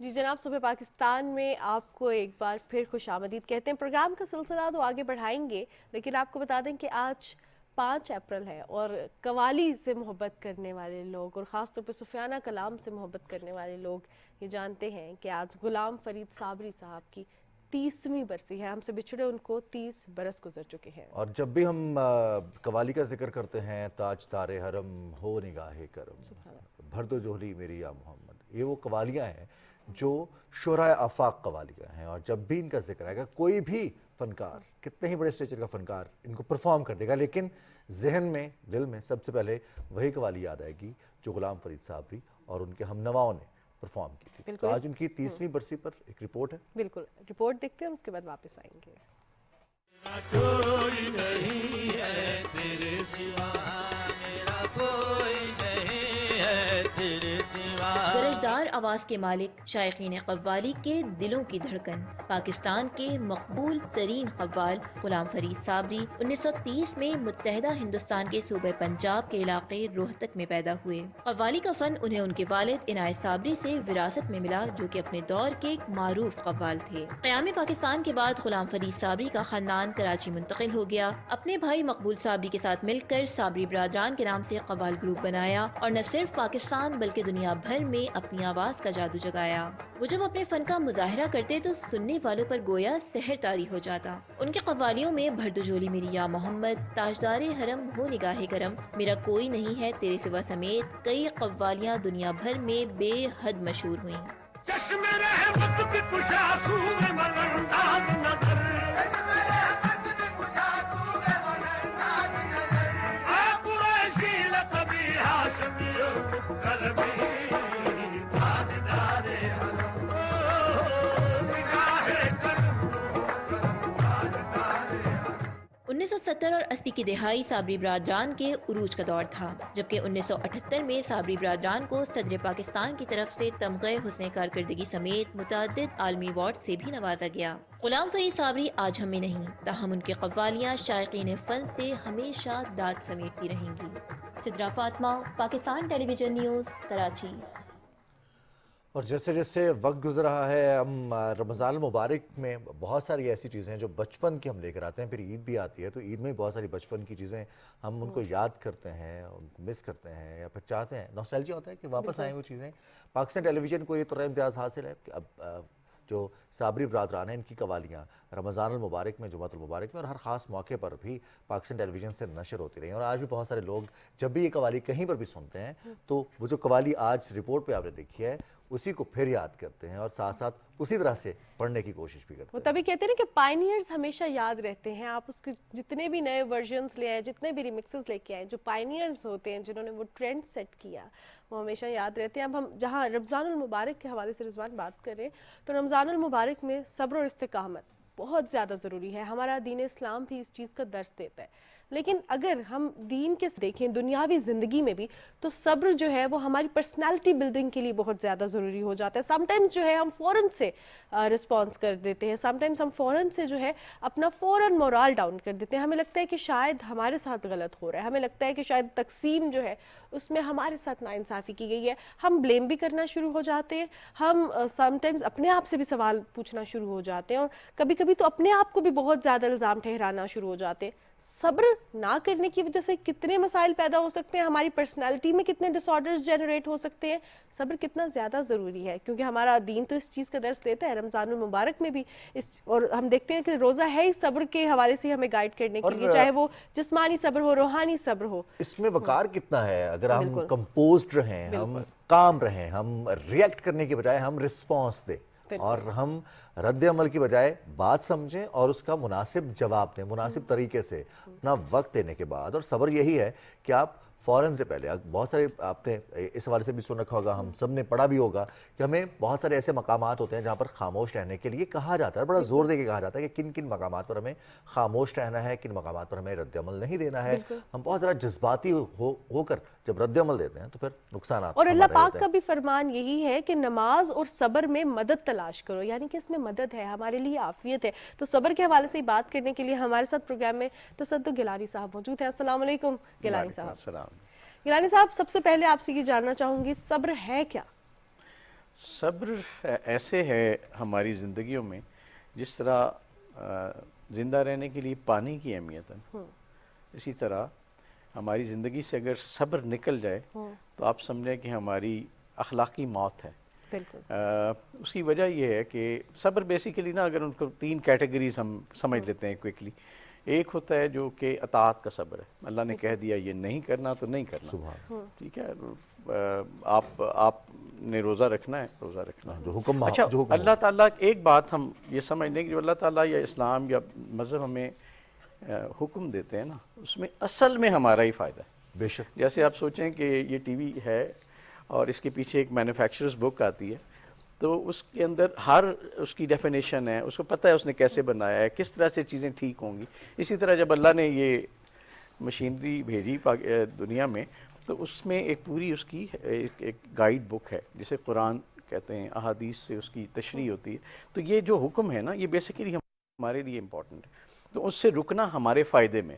اچھا، اسی طرح دوسرا جو صبر ہے اسے کہتے ہیں کہ آپ کے اندر خواہش پیدا ہوئی اور آپ نے اس کو دبا لیا۔ کیا پیسہ ہے سامنے پڑا ہوا، آپ کما سکتے ہیں لیکن وہ جائز نہیں ہے، حلال نہیں ہے، رکنا، یہ صبر ہے۔ تیسرا صبر ہے کہ اگر آپ کے پاس مسائل مشکلات آتی ہیں جسے عام طور پہ ہم صبر کہتے ہیں، تو اس کے اوپر صبر کرنا، تو یہ بڑا امپورٹنٹ ہے۔ اور صبر کہتے ہیں نا کہ آپ کے ساتھ کوئی پنڈ کا چودھری کھڑا ہو، بڑا کانفیڈنس آ جاتا ہے، خیر ہے نا پیچھے۔ تو اللہ کیا کہتے ہیں، ان اللہ مع الصابرین، صابرین، واہ، جس کے ساتھ اللہ کھڑا ہے اس سے اور کیا پرواہ ہے۔ تو اس سارے مسئلے میں سب سے امپورٹنٹ صبر جو ہے نا، وہ فاتح ہے۔ اگر آپ صابر ہیں تو آپ حاکم ہیں، جسے میں نا عام لفظوں میں کہتا ہوں، جسے آج کل ماڈرن دور میں کہتے ہیں ایموشنل انٹیلیجنس، بیسیکلی یہ ہے ہی صبر۔ اس میں آپ یہ کرتے ہیں، جیسے آپ نے بھی شروع میں بات کی، کہ آپ بہت ایموشنل، بہت جذباتی لمحات آ رہے ہیں اور آپ اسے ریئیکٹ کرنے کے بجائے آپ اس کو چینلائز کر رہے ہیں۔ تو بعض اوقات آپ نے دیکھا نا، غصے میں آپ کوئی ایسا کام کرتے ہیں جو آپ عام حالت میں سوچ نہیں سکتے۔ ہو سکتا ہے کہ بندہ یہ اتنی بھاری میز اٹھا لے اس غصے میں، وہ انرجی ہے جو آپ کے اندر ہے۔ اگر اس کو آپ پازیٹیولی یوٹیلائز کر لیں تو وہ آپ کے لیے اسٹرینگتھ ہے، اگر اس کو آپ نہیں چینلائز کر پاتے تو وہ آپ کے لیے آپ کی ویکنس بن جاتی تو ہے۔ گیلانی صاحب، اس کے لیے ہمیں اپنے ایموشنز، جیسے آپ نے کہا ایموشنل انٹیلیجنس ہے، اپنے ایموشنز کو سمجھنا، ان کو اسٹڈی کرنا اور پھر ان کو سمجھ کر ان کو کنٹرول کرنا، یہ کتنا ضروری ہو گیا اب؟ اچھا، ایک امپورٹنٹ یہ ہے کہ اگر آپ کنٹرول آپ اپنے پاس نہیں رکھتے نا، تو آپ فیلڈ ہیں۔ اچھا، یعنی کسی اور کے پاس چلا جاتا ہے کنٹرول، یعنی آپ یہ کرتے ہیں کہ جیسے ہم کہتے ہیں نا، کسی نے بات کر دی، ہم اریٹیٹ ہو گئے، اس کا مطلب ہے آپ نے چابی اپنی کسی اور کے ہاتھ میں دے دی ہے کہ وہ جب چاہے آپ کو آپ کا کنٹرول لے لے۔ تو ایک تو امپورٹنٹ یہ ہے کہ آپ کو اپنی جذبات، احساسات کا کنٹرول خود لینا ہے۔ دوسرا میرے نزدیک تھوڑی سی مختلف بات ہے، لیکن میرے نزدیک صبر یہ نہیں ہے کہ میں اندر سے جل رہا ہوں، کڑ رہا ہوں اور میں آپ سے کچھ نہیں کہہ رہا، یہ بھی صبر نہیں ہے۔ صبر میرے نزدیک یہ ہے کہ آپ اندر سے صابر ہیں، آپ کہتے ہیں سو واٹ، ٹھیک ہے، ہو جائے گا، کیونکہ اللہ تعالیٰ کہتے ہیں کہ آپ کے اوپر وہ اتنا بوجھ ڈالتے ہی نہیں ہے جس کی آپ میں استطاعت نہیں ہے۔ سمپل سا فارمولا ہے، اگر ڈالا ہے تو کوئی نہ کوئی اس کے آگے مصلحت ہے۔ جیسے ہرڈل ریس ہے نا، تو آپ ایک ہرڈل کراس کرتے ہیں اور آگے جاتے ہیں دوسری، تو it's all about hurdle races ہیں، اور اس میں آپ آگے جانے کے لیے ایک ہرڈل کو کراس کرنا ہے۔ اس سے کیا ہوتا ہے، آپ کے اندر مزید لرننگ، ایکسپیرینس، آپ زیادہ وائز ہو جاتے ہیں ان ہرڈلس۔ تو جو ہرڈلز آتی ہیں نا، یہ بلیسنگ ان ڈسگائز ہے، آپ اس سے سیکھتے ہیں۔ ہاں، اگر اس میں آپ کنسیو یہ کرتے ہیں کہ نہیں یار یہ میرے ساتھ کیوں ہوا، مظلوم، وکٹم سٹوری جسے آپ کہتے ہیں، اگر وہ پلے کرنا شروع کر دیں گے تو اس کا مطلب ہے آپ اس ہرڈل کا مطلب ہی نہیں سمجھ پائے۔ وہ تو قدرت نے آپ کے لیے رکھی ہے کہ اس سے کچھ سیکھیں، کیونکہ اس سے اگلا جو مقام آ رہا ہے اس میں یہ لیسن آپ کو کام آئے گا۔ It's actually a story. تو جب صبر کی بات آپ کریں تو اپنے اندر، یعنی آپ نے اندر سے بھی آگ بجھانی ہے۔ اگر خدا نہ خواستہ کو فیلئر آ گیا ہے تو اس کو اندر سے کڑنے کے بجائے آپ اس کو، جیسے آپ کہہ رہے ہیں، اس کو سمجھیں۔ یہ بڑی امپورٹنٹ بات ہے کہ یار یہ جو ہوا ہے میں دیکھوں کہ اس کے پیچھے کاز کیا تھا، میری کون سی مسٹیک تھی، اور اس کو میں اگر کریکٹ کروں کیسے کروں، یا ہو سکتا ہے یہ راستہ میرے لیے ٹھیک ہی نہیں ہے، میں راستہ بدل لوں۔ بعض اوقات ہم لوگ اتنے نااہل ہیں نا، چیک پوائنٹس آتے ہیں، ہم اتنے نااہل ہیں کہ جب تک ہمارے سامنے روڈ بند نہ ہو ہم ڈائریکشن نہیں بدلتے۔ کبھی کبھی راستہ بند کرنا ہے قدرت نے، اس کو آپ اپنی بدقسمتی مت سمجھیں یہ آپ کے لیے ایک ڈائریکشن دی ہے اللہ نے, کیونکہ ہم اتنے انٹیلیجنٹ بعض اوقات نہیں ہوتے کہ ہم اپنی ڈائریکشنز کو سلیکٹ کریں. سو وی should always be thankful to Allah کہ اس نے ہمیں زندگی دی ہے اور زندگی میں مواقع دیے ہیں. مواقع کو نہ سمجھنا نالائکی ہے. تو بری یا جسے آپ بدقسمتی سمجھتے ہیں, جسے آپ مصائب اور آلام سمجھتے ہیں, اس کے اندر ایک خوبصورتی ہے, ایک ڈائریکشن ہے, اس کو تلاش کرنا ضروری ہے. اچھا, جیسے آپ نے کہا گیلانی صاحب کے اندر کی آگ بھی تو بجھانی ہے. اب آگ بجھے گی کیسے؟ سم ٹائمز اوور ریئیکٹ کر لیتے ہیں لوگ, سم ٹائمز بالکل بھی ریئیکٹ نہیں کرتے, جو کہ پرابلمٹک ہو جاتا ہے چیزوں کو لے کے, اور اندر اندر جو ہے وہ کھڑتے رہتے ہیں. Sometimes they are becoming the more negative version of people. So اب میں آپ سے یہ جاننا چاہوں گی, اور اس کے ساتھ ساتھ اکثر افراد کا کہنا یہ ہے کہ ہم غصے کے تیز ہیں, زبان تیز ہے, دل بہت اچھا ہے, یہ بھی کہا جاتا ہے. پھر یہ بھی کہتے ہیں دل کا کیا کرنا ہے. اسی طرح کچھ لوگ ایسے ہوتے ہیں جو کہ ان کے ایموشنز شاید نمب ہو جاتے ہیں with the passage of time, they don't react, they don't feel, اور وہ صرف اس نیگیٹو انوائرمنٹ میں نہیں ہے, وہ اپنی پازیٹیوٹی کو بھی ایبزارب نہیں کرتے, وہ اتنے نمب ہو جاتے ہیں. تو یہ ایکسٹریمز ہیں دونوں, اس میں کیسے نکلے؟ بیسیکلی میں نے جیسے کہا نا, یہ باہر کی گیم ہے ہی نہیں. باہر میں آپ سے کیسے ریئیکٹ کرتا ہوں یہ میری چوائس ہے نا, کہ میں غصہ کروں یا, تو یہ باہر کی گیم تب اس لیے نہیں ہے کہ جب آپ اندر سے اپنے آپ کو ٹیون کرنے کی صلاحیت آپ میں آ جائے گی, آپ سمجھ جائیں گے کہ ہاں یہ جو فار ایگزامپل اگر کسی نے مجھے اریٹیٹ کیا ہے, کسی نے مجھے گالی دی ہے, ٹھیک ہے, تو یہ بیسیکلی نا میرے ایک دوست ہیں, وہ کہتے ہیں کہ میں اب اتنا ٹیون ہو گیا ہوں کہ مجھے کوئی گالی دے دے مجھے کوئی فرق نہیں پڑتا. اس لیے کہ اگر اس نے یا اس مجھے برا کہے تو مجھے فرق نہیں پڑتا, اگر اس نے مجھے برا کہا میں برا ہوں, سو واٹ, اور اگر اس نے مجھے برا کہا اور میں برا نہیں ہوں یا وہ برائی مجھ میں نہیں ہے, سو واٹ, رائٹ. تو یہ بیسیکلی نا یہ ٹریننگ ہے, یہ آپ کو اندر سے اپنے آپ کو ٹرین کرنا ہے کہ آپ کس طرح سے اپنے آپ کو حالات سے, جیسے ہم نے لاسٹ پروگرام میں بھی بات کی تھی, اس جو گرمی بہت زیادہ ہے اس کو کنسیو کیسے کرنا ہے. آپ ہر وقت کہیں گے بہت گرمی ہے, بہت گرمی ہے, از اٹ اے سولوشن؟ نہیں, سولوشن یہ ہے کہ آپ اس کو کس طرح سے کنسیو کرتے ہیں. اسی طرح سے آپ جب تک اندر سے اپنے آپ کو ٹرین نہیں کرتے, ایموشنل انٹیلیجنس تو ہے ہی ہے نا, کہ آپ جو اپنی انرجی ہے اس کو کس سلیقے سے مختلف جگہوں پہ استعمال کرتے ہیں.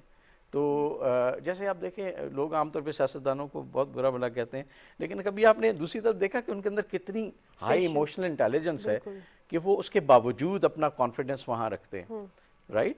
تو جتنے لوگ دنیا میں نا جو ایموشنلی انٹیلیجنٹ لوگ ہیں ان کے آگے ہائی آئی کیو کے لوگ ملازمت کرتے ہیں. بالکل درست, یاد رکھیے, زبردست. یہ ایسے ہی ہے کہ اگر آپ نے اپنے ایموشنز کو کنٹرول کر لیا تو آپ حاکم ہیں. اس کا مطلب ہے کہ جو اپنے ایموشنز کو کنٹرول کرتا ہے, جو صبر کرتا ہے وہ بلیسڈ ہے, اور جو اس کی ملازمت کرتا ہے وہ ٹیلنٹڈ ہے. تو ہم تھوڑا سا ہم دوسری طرف آتے ہیں. جیسے آپ نے کہا کہ کیا ہوا اگر کسی نے گالی دے دی, اکثر ہماری خاموشی کو, ہمارے جواب نہ دینے کو کمزوری سمجھ لیا جاتا ہے, اور پھر ایک کی بجائے دو ایسے القابات آتے ہیں جو کہ ناقابل برداشت ہوتے ہیں, یا پنچ کرنے کی حد تک گفتگو کی جاتی ہے, یا کوئی رویہ اختیار کیا جاتا ہے. اس کو بھی پی جانا چاہیے یا کہیں تو فل سٹاپ رکھنا چاہیے؟ بالکل پینا چاہیے.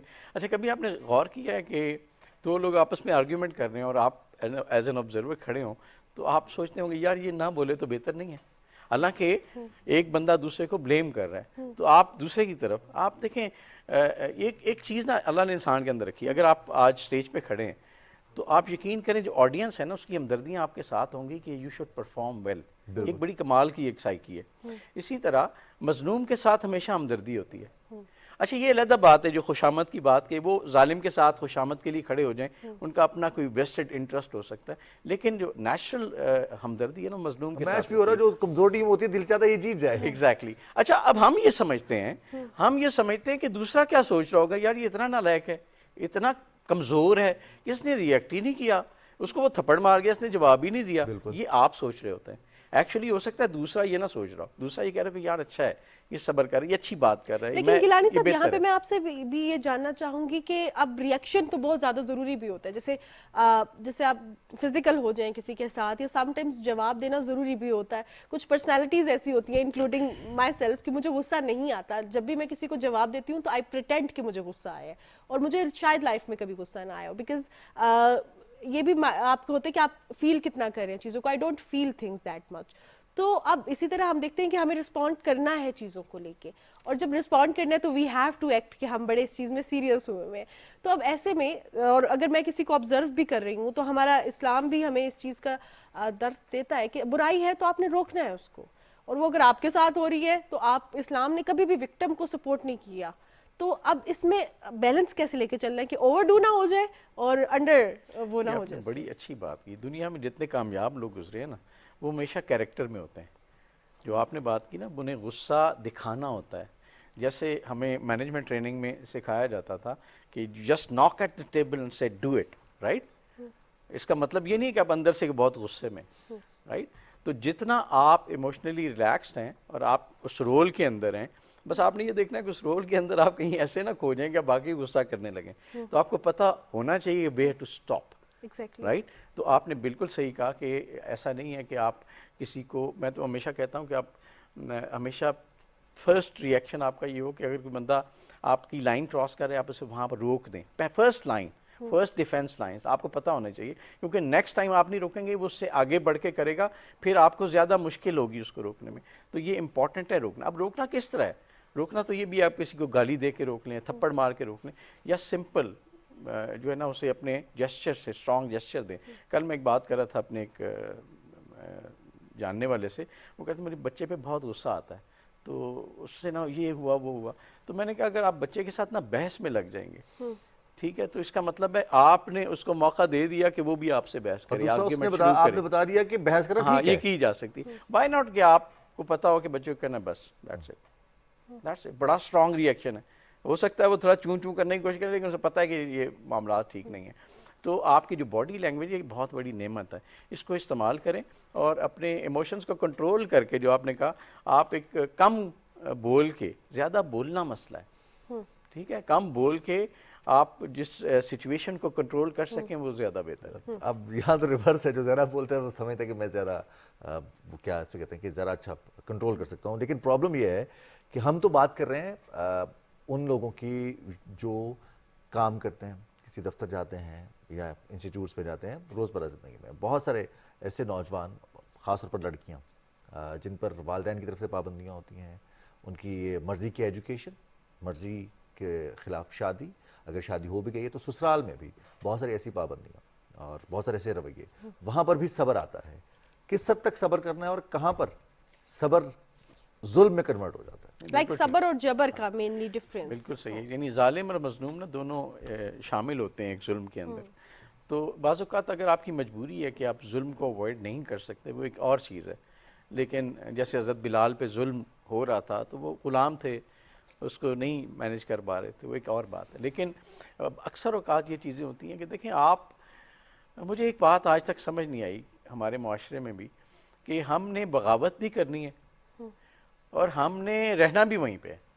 یعنی اکثر میاں بیوی کے تعلقات یا گھروں میں یہ ہوتا ہے کہ بات بھی نہیں ماننی ایک دوسرے کی, لیکن رہنا بھی وہیں ہے. یا آپ بات ماننا شروع کر دیں یا آپ رہنا چھوڑ دیں.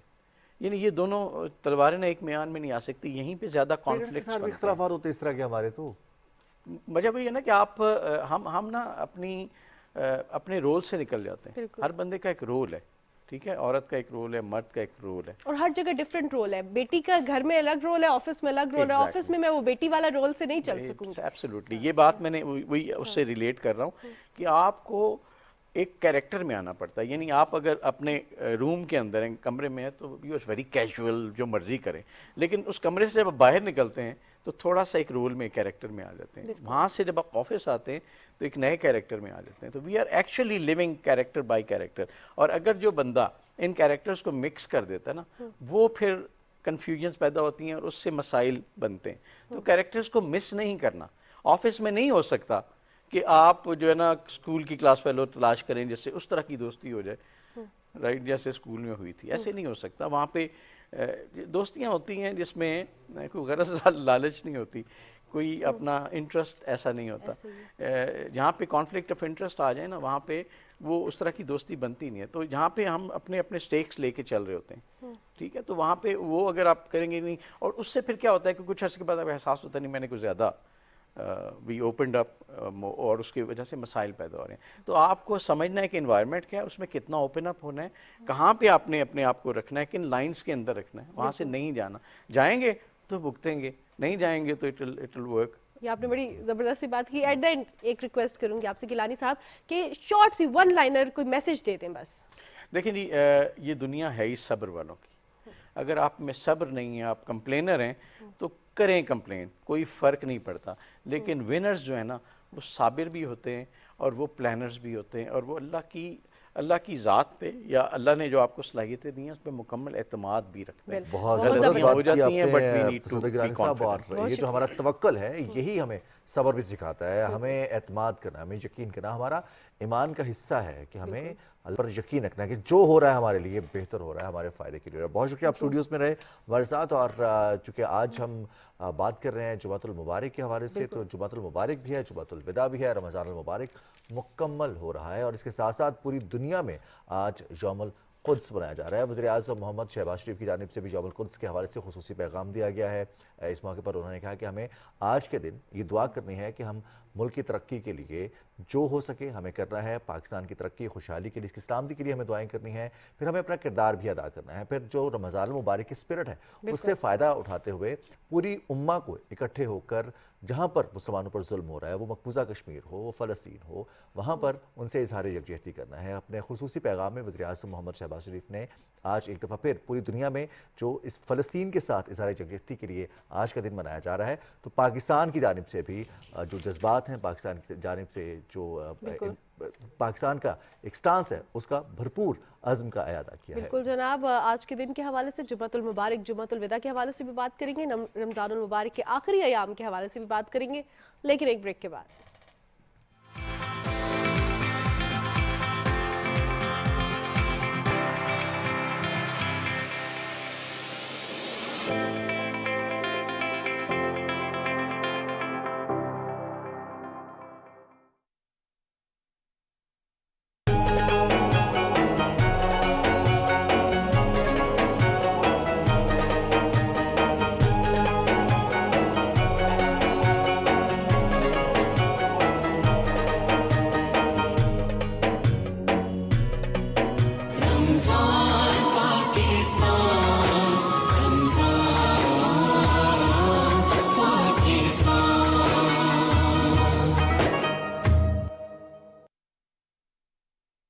रमजान का तीसरा अशरा दोज़ख से नजात का बायस है.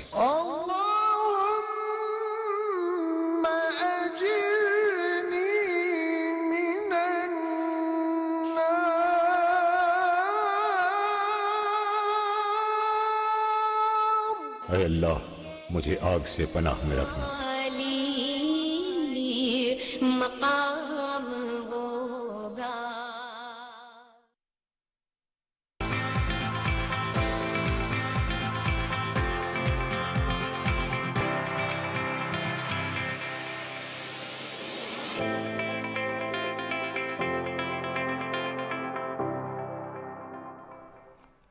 جی جناب, صبح پاکستان میں آپ کو ایک بار پھر خوش آمدید کہتے ہیں. رمضان المبارک خوشیاں, رحمتیں اور برکتیں سمیٹنے کا مہینہ ہے. آج ہم سب جس طرح پہلے بھی بات کر رہے تھے بریک پر جانے سے پہلے کہ جمعۃ المبارک ہے, جمعۃ الوداع ہے. آج کے دن کی مناسبت سے, آخری عشرے کی مناسبت سے, رمضان المبارک کی مناسبت سے میں درخواست کروں گی عامر خان سے, جو کہ نعت خواہ ہے, کہ نعت رسول مقبول صلی اللہ علیہ وآلہ وسلم کا نذرانہ پیش کریں. آؤ میرے نبی کی شان سنا, نبی ہے بولتا قرآن سنا. آؤ میرے نبی کی شان سنا, نبی ہے بولتا قرآن سنا. حبیب پیارا نظر اٹھائے, وہ مولا قبلہ بدل دے. کہیں یہ چاہت کہیں وہ کہنا, اے موسیٰ آنا سنبھل کے, اے موسیٰ آنا سنبھل کے. خدا ہے ان پہ مہربان سنا, نبی ہے بولتا قرآن سنا. آؤ میرے نبی کی شان سنا, نبی ہے بولتا قرآن سنا. نبی کا سجدہ ہوا ہے لمبا، حسین پشت پہ بیٹھے، تیرے نواسے کے جن کے جوڑے خدا نے خلد سے بھیجے، خدا نے خلد سے بھیجے، ہے جبرائیل بھی حیران سنو، نبی ہے بولتا قرآن سنو، آؤ میرے نبی کی شان سنو، نبی ہے بولتا قرآن سنو۔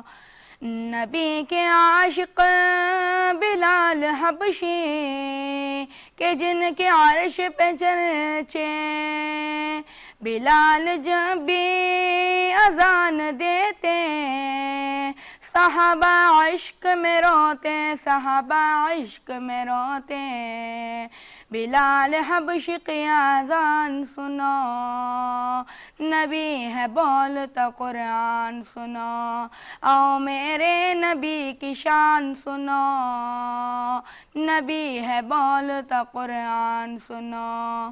نماز دی تھی 50 رب نے، نبی نے 5 کرائی، اے دیکھو کتنا خیال امت، نبی نے بات بنائی، نبی نے بات بنائی، ہے ان کو عرش کے مہمان سنو، نبی ہے بولتا قرآن سنو، آؤ میرے نبی کی شان سنو، نبی ہے بولتا قرآن سنو۔ سبحان اللہ، ماشاءاللہ جزاک ماشاءاللہ، اللہ، جزاک بہت اللہ۔ پیاری آواز ہے آپ کی اور بہت اچھی نعت آپ نے پیش کی ہے۔ اور ناظرین، ہم بات کریں رمضان المبارک کے حوالے سے۔ رمضان المبارک جمعۃ الوداع ہے، بہت ساری رحمتیں، برکتیں، اور اللہ تعالیٰ نے ہمیں ایک اور موقع دیا اس ماہ مبارک کی صورت میں کہ ہم اس میں ایک رمضان سے اگلے رمضان تک جو بھی اعمال ہمارے رہے ہیں ہم اس پر توبہ استغفار کر سکیں، ہم اس مہینے کی برکتوں سے اپنے لیے رحمتیں سمیٹ سکیں، اپنے لیے مغفرت ڈھونڈ سکیں، اور آخری عشرے میں ہم جہنم سے نجات حاصل کر سکیں، ہم اس آگ سے بچ سکیں جس پر وہ لوگ داخل کیے جائیں گے، ان لوگوں کو وہاں پر بھیجا جائے گا جو اللہ کی رضا کے خلاف ہیں یا پھر اللہ کی خوشنودی حاصل نہیں کر سکے۔ تو اللہ کی رضا حاصل کرنا، اس کا کرم، اس کا فضل مانگنا کتنا ضروری ہے، پھر اس سے توبہ استغفار کرنا، اور ان ایام کو ان کی اسپرٹ کے مطابق، روح کے مطابق ہم کیسے گزار سکتے ہیں، یہ ہمیں جاننا بہت ضروری ہے، کیونکہ جانیں گے تو ہم بہتر عمل کر سکیں گے۔ بالکل رضوان، جس طرح آپ نے بات کی کہ جہنم کی آگ سے نجات طلب کرنا بہت زیادہ ضروری ہے، رمضان المبارک کے یہ جو آخری ایام ہے اس سے ہم جس حد تک فائدہ اٹھا سکتے ہیں ہمیں فائدہ اٹھانا ہے، کیونکہ رب تعالیٰ اس میں مغفرت فرماتے ہیں، رب تعالیٰ گناہوں کی معافی فرماتے ہیں۔ تو اپنے گناہوں کی معافی مانگنے کا پہلے بھی ہم نے پروگرام میں جو طریقہ کار، استغفار کے طریقہ کار کے حوالے سے بھی بات کی، لیکن یہ جو آخری ایام ہیں ان میں عبادات، ان میں استغفر اللہ اور خاص طور پہ گناہوں کی توبہ کرنا بہت زیادہ ضروری ہے۔ ان آخری ایام کو کس طرح گزارا جائے، اس پر بات کرنے کے لیے ہمارے ساتھ پروگرام میں علامہ اصغر عسکری صاحب موجود ہیں۔ السلام علیکم، پروگرام میں خوش آمدید کہتی ہوں علامہ صاحب۔ السلام، بہت شکریہ۔ علامہ صاحب، آخری ایام رمضان المبارک کے بطور مسلم ہمیں کیسے گزارنے چاہیے؟ بسم اللہ الرحمن الرحیم، بہت شکریہ۔ جیسے آپ نے کہا کہ آج جمعۃ الوداع بھی ہے، اور یہ اللہ کی طرف سے ایک خاص فیض اور کرم ہے اپنے بندوں پر کہ ماہ رمضان مبارک جو ہے وہ 12 مہینوں کا سردار ہے، 12 مہینوں، سال کا سردار ہے، سارے مہینوں کا۔ پھر خود جمعہ جو ہے وہ سید الایام ہے، سارے دنوں کا سردار ہے۔ تو آج کا دن حقیقت میں یعنی اپنی معراج پہ ہے، برکتوں، رحمتوں اور خدا کا جو فیض ہے، کرم ہے، جس میں ماہ مبارک رمضان بھی ہے اور سید الایام بھی ہے۔ پھر اس کے اوپر نور علی نور یہ کہ جمعۃ الوداع ہے، اور یہ ایک ایسا جمعہ ہے کہ جس کی ایک ایک لمحہ، ایک ایک ساتھ، ایک ایک گھڑی جو ہے وہ اتنی بابرکت ہے کہ اگر اس میں انسان اگر چاہے تو اپنی تقدیر بدل سکتا ہے اور اپنی آخرت سنوار سکتا ہے، اور خدا کی بارگاہ میں اگر صدق کے دل کے ساتھ وہ جھک جائے تو اللہ کا سچا وعدہ ہے قرآن میں کہ میں اللہ اس کے سارے گناہوں کو معاف کر دوں گا۔ تو جمعۃ الوداع کے حوالے سے حضرت عبداللہ بن انصاری، جابر ابن عبداللہ بن انصاری کی روایت ہے کہ میں سرکار کی خدمت میں، حضرت محمد مصطفیٰ صلی اللہ علیہ وسلم کی خدمت میں حاضر ہوا، اور اتفاق سے جمعۃ الوداع تھا، ماہ مبارک رمضان کا آخری جمعہ۔ تو سرکار کی نگاہ جب میرے اوپر پڑی تو سرکار نے فرمایا کہ جابر آپ جانتے ہو آج جمعۃ الوداع ہے، فودعہ، اے جابر آج جمعۃ الوداع میں اس کو الوداع کہو، ماہ مبارک رمضان کو۔ تو حضرت جابر نے پوچھا یا رسول اللہ کیسے الوداع کروں؟ تو آپ نے فرمایا یہ دعا پڑھو، اللہم لا تجعلہ آخر العہد من صیامنا، کہ خدایا اس ماہ مبارک رمضان کو میری زندگی کا آخری رمضان قرار نہ دینا، اس کو میرا آخری رمضان نہ بنانا۔ اور پھر آگے سرکار نے فرمایا کہ اگر تیری یہ دعا قبول ہو گئی تو بھی تجھے ایک خوبی ملے گی، اور اگر تیری دعا قبول نہ ہوئی تو پھر بھی تجھے ایک خوبی ملے گی۔ تو پوچھتے ہیں یا رسول اللہ کیسے؟ سرکار نے فرمایا اگر تیری دعا قبول ہو گئی تو تجھے اگلا رمضان نصیب ہو جائے گا، اور اگر تیری دعا قبول نہیں ہوگی تو پھر بھی اللہ تجھے تیرے گناہوں کو اسی رمضان میں معاف کر دے گا۔ سبحان اللہ، سبحان اللہ۔ تو حقیقت یہ ہے کہ خدا نے ایک بہانے سے اپنے بندوں کو بلایا ہے کہ میرے در پہ آ جاؤ، جتنے بڑے گناہ گار ہو میں اللہ تمہارے سارے گناہوں کو بخش دوں گا۔ لیکن بات یہ ہے کہ انسان کتنا سنجیدہ ہے، اس خالق کی بارگاہ میں جھکنے کا ارادہ ہے، اس کا عزم ہے۔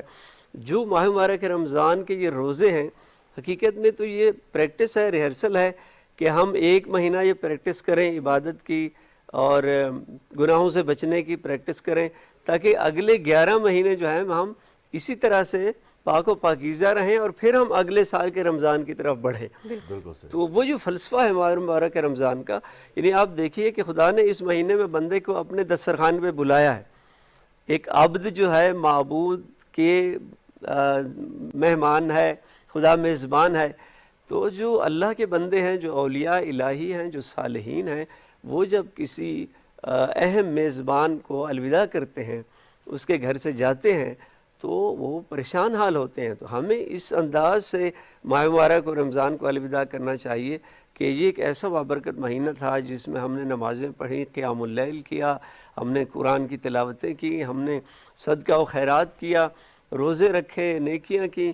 تو یہ ساری خیرات اور دعا ہی کرنی چاہیے کہ خدایا ہم باقی 11 مہینے بھی اسی انداز سے، اسی جذبے کے ساتھ آپ کی خدا کی عبادت کرتے رہیں، اور یہ جو ہمارا انداز ہے عبادت کا، اس کو آگے خدا جاری رکھے۔ علامہ صاحب ہمارا دل بھی تو اداس ہوتا ہے جیسے ہی ہمیں یہ جو رونقیں ہیں رمضان کی، جو رحمتیں ہیں، برکتیں ہیں، جو چاشنی ہے، اب احساس ہوتا ہے کہ عید الفطر کی خوشی تو ہے، لیکن عید الفطر کے بعد جو یہ رونقیں ہیں، جو یہ برکتیں ہیں، یہ نہیں ہوں گی تو دل اداس ہوتا ہے۔ پھر ہم جب جمعۃ الوداع کی بات کرتے ہیں تو ممکنہ طور پر 25ویں رات بھی تھی، اور لیلۃ القدر کے حوالے سے جو احکامات ہیں، جو فرمان الہی ہے کہ ان کو آخری راتوں میں اور خاص طور پر تاک راتوں میں تلاش کرنے کے حوالے سے، تو یہ کتنا زبردست کنیکشن رہا گزشتہ شب کا بھی اور آج جمعۃ الوداع کا بھی۔ یہ بہت خوبصورت آپ نے بات کی۔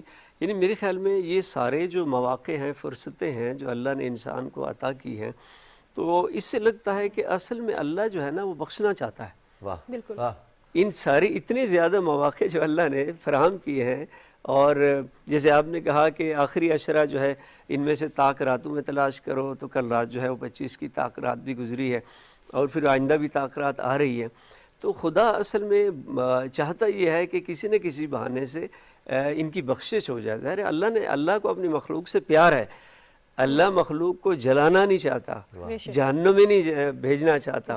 اور اگر کوئی آ جائے، یہاں تک کہ وہ فارسی میں کہا گیا کہ 100 بار اگر توبہ شکستی باز آ، اگر 100 بار بھی تو نے توبہ کو توڑ دیا ہے نا، تو اللہ کہتا ہے پھر بھی آ جاؤ، صدق کے دل سے میری بارگاہ میں جھک جاؤ، میں اللہ تمہارے گناہوں کو پھر بھی معاف کر دوں گا۔ تو بات یہ ہے کہ ہم اس خالق کی جو نعمتیں ہیں اس کے سامنے اس کا شکر بجا لائیں، اور نعمتوں کا حقیقی شکر ہے بھی یہی کہ ہم اس کے سامنے سجدہ ریز ہو جائیں۔ ہم اس کے اللہ نے جو یہ نظام بنایا ہے، یہ انسانیت کی بھلائی کے لیے، بشریت کا فائدہ ہے۔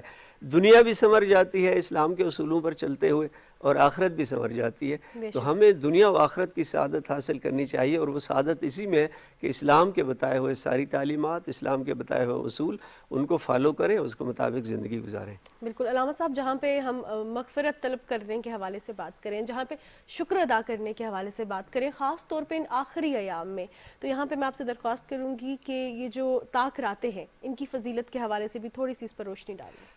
دیکھیے جی، جو لیلۃ القدر کی بات ہے سورہ قدر میں، آپ جانتے ہیں، ناظرین سامعین کو بھی پتہ ہے کہ یہ ایک رات جو ہے خیر من الف شہر، 1000 مہینوں سے ایک رات ان کے برابر نہیں۔